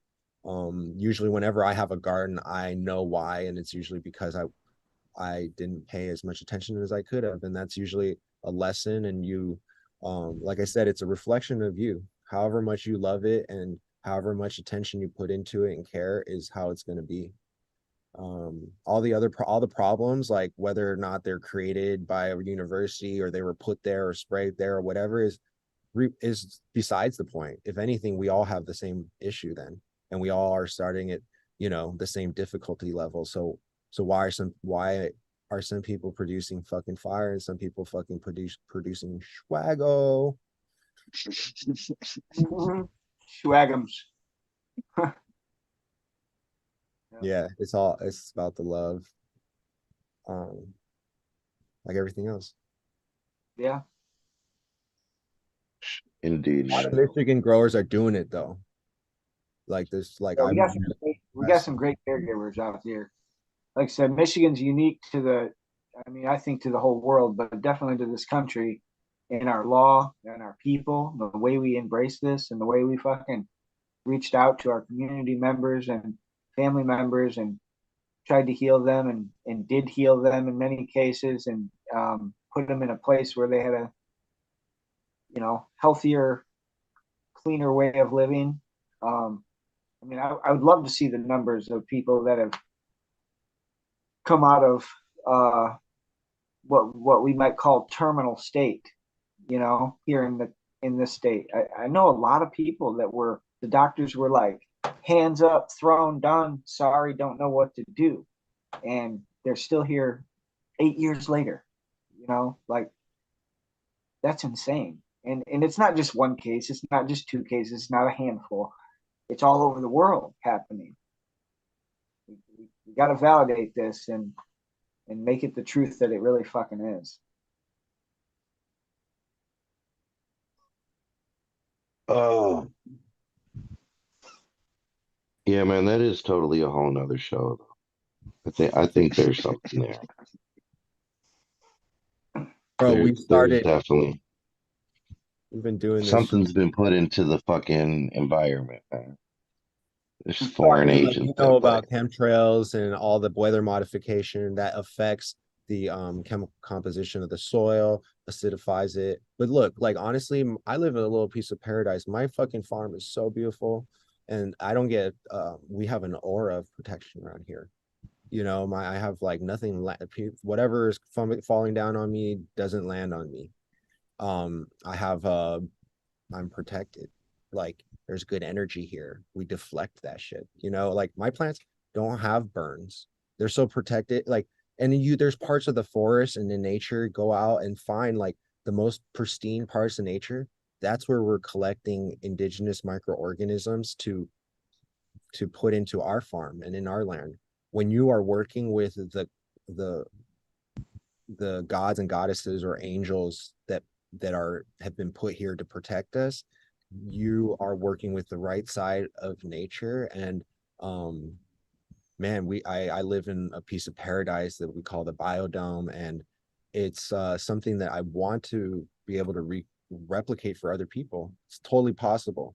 And whether we're under biological warfare or not, is besides the point. We're powerful, and we have a lot of tools, but a lot of people are just lacking in that knowledge, and aren't protected in every way. So that's why we encourage human potency and research, and taking control of your health rather than only going what's going on when you're sick. And just like, yeah, man, it's our birthright to be healthy and to prosper. So hopefully that's the message that we can bring through our outreach, I guess. And watch out for parasitic contracts. Yeah, fuck those things. For sure. And fuck all those who like them. We're going to be putting together a guide, what to watch out for, how to have a proper agreement, and how to do good business in cannabis, and the bad players be potentially exposed for predatory practices. Yeah, man. This definitely is a part 2, probably a 3, 4, and 5, man. I know you asked me about that story from California, but did we talk about it, or did it just throw me off track? It just threw you off track. Oh, no. Well, long story short, Stizzy, the owner of Stizzy, allegedly is the landlord of a bunch of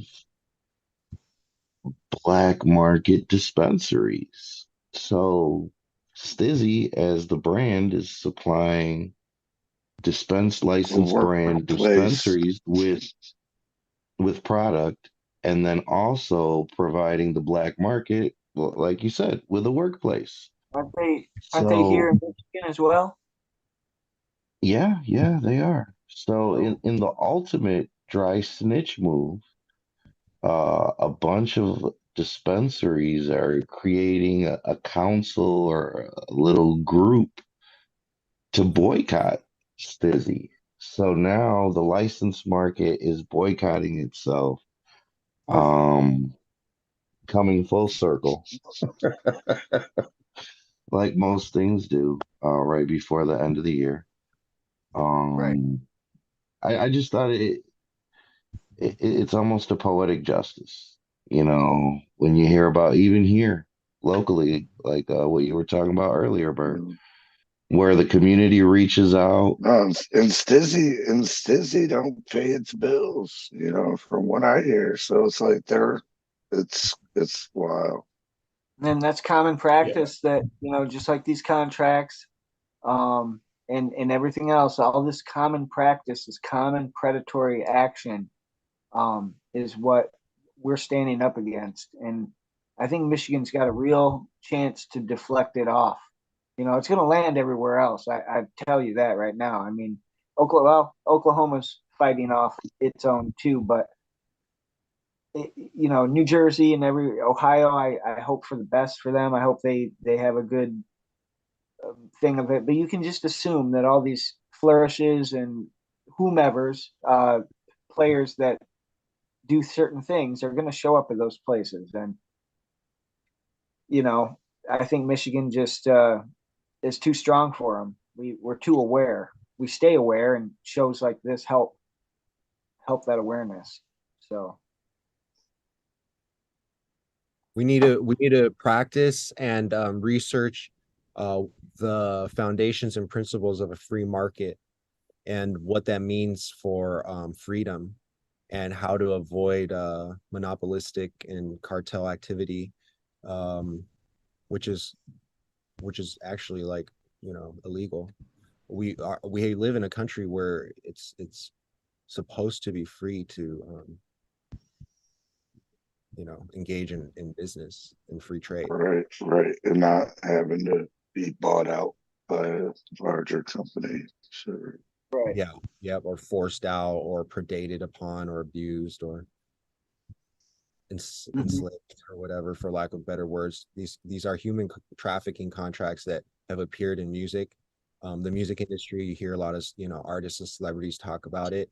We've seen the same ones here in our industry, and I've fortunately turned them down because I was not desperate enough to sign. But with these major players in Michigan,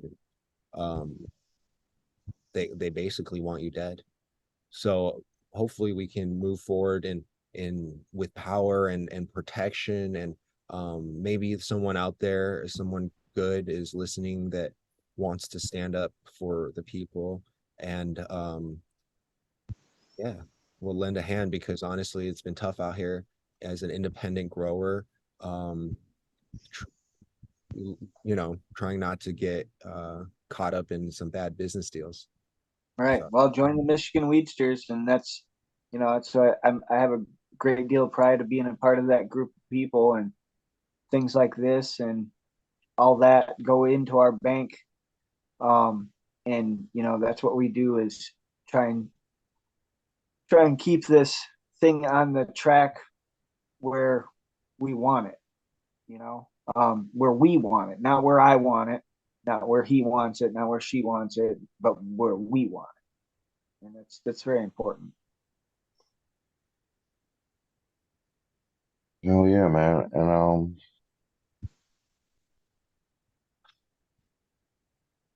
we're always, trying to help people protect themselves. We're always trying to give people a voice.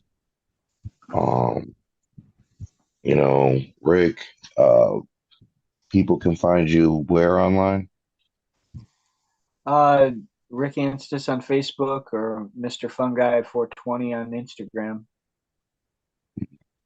I know you want to shout out Weedsters again, so go ahead.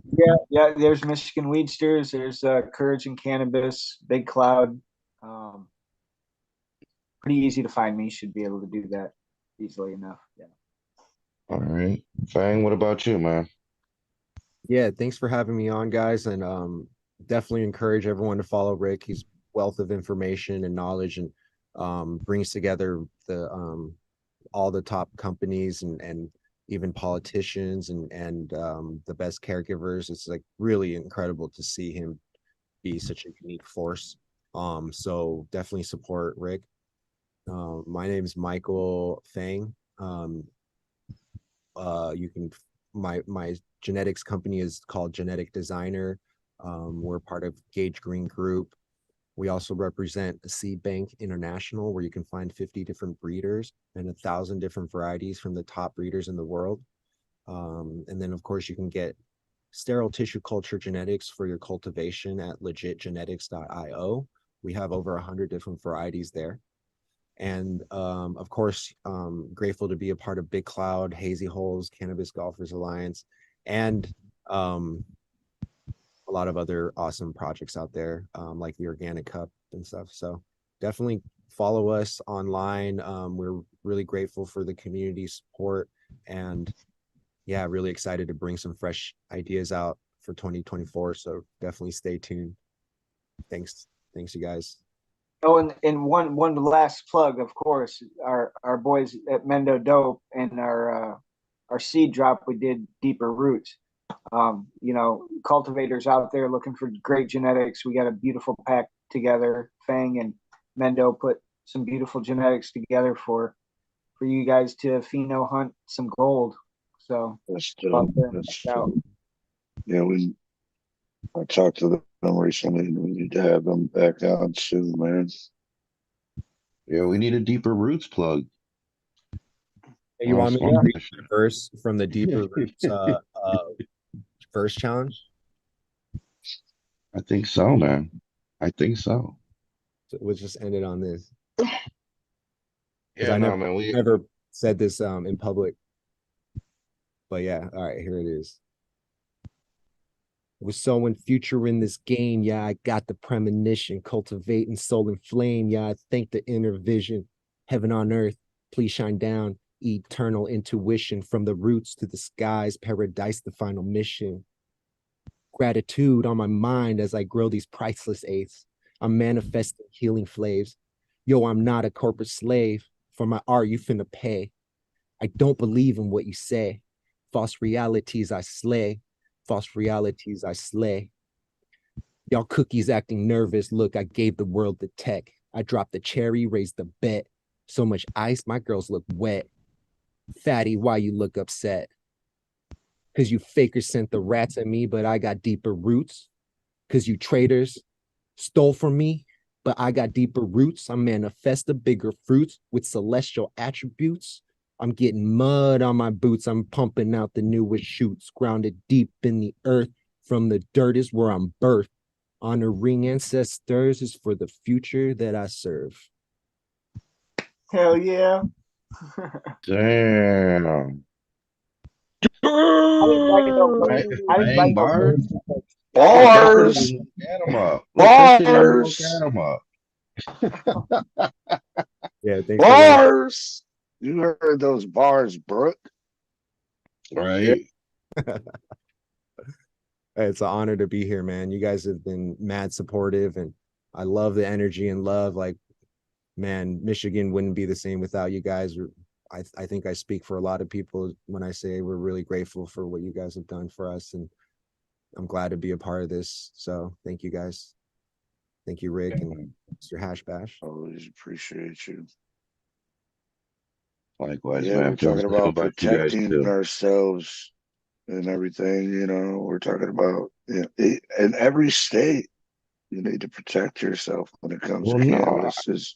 it goes deeper than that, Berg.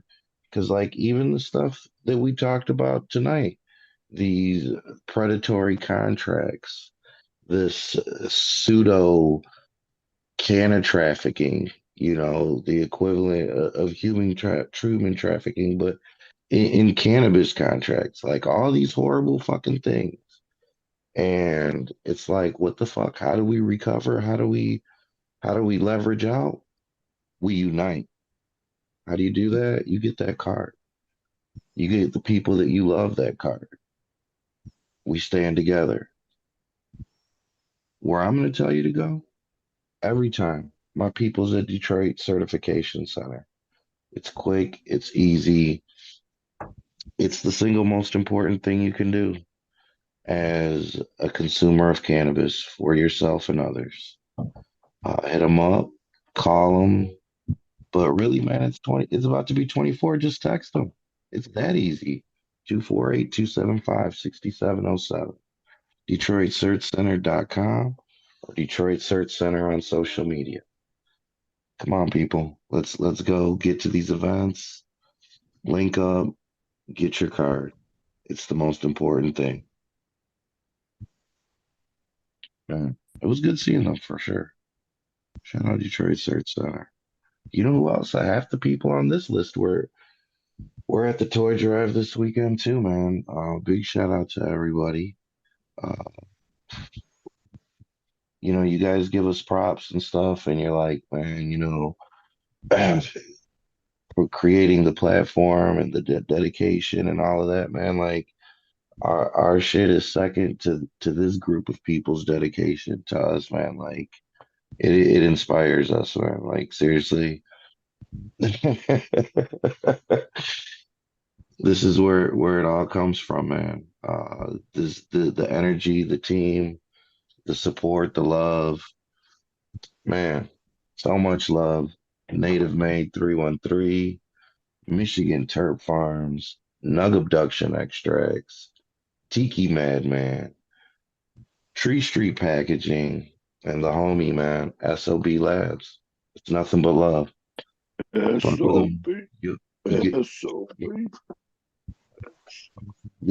show you love too, man. Good group of people, man. Just like us. Once again, thank everybody in the chat for coming through and sticking with us till the end. Make sure you hit that like and subscribe if you haven't already. And enjoy the rest of your Monday, y'all.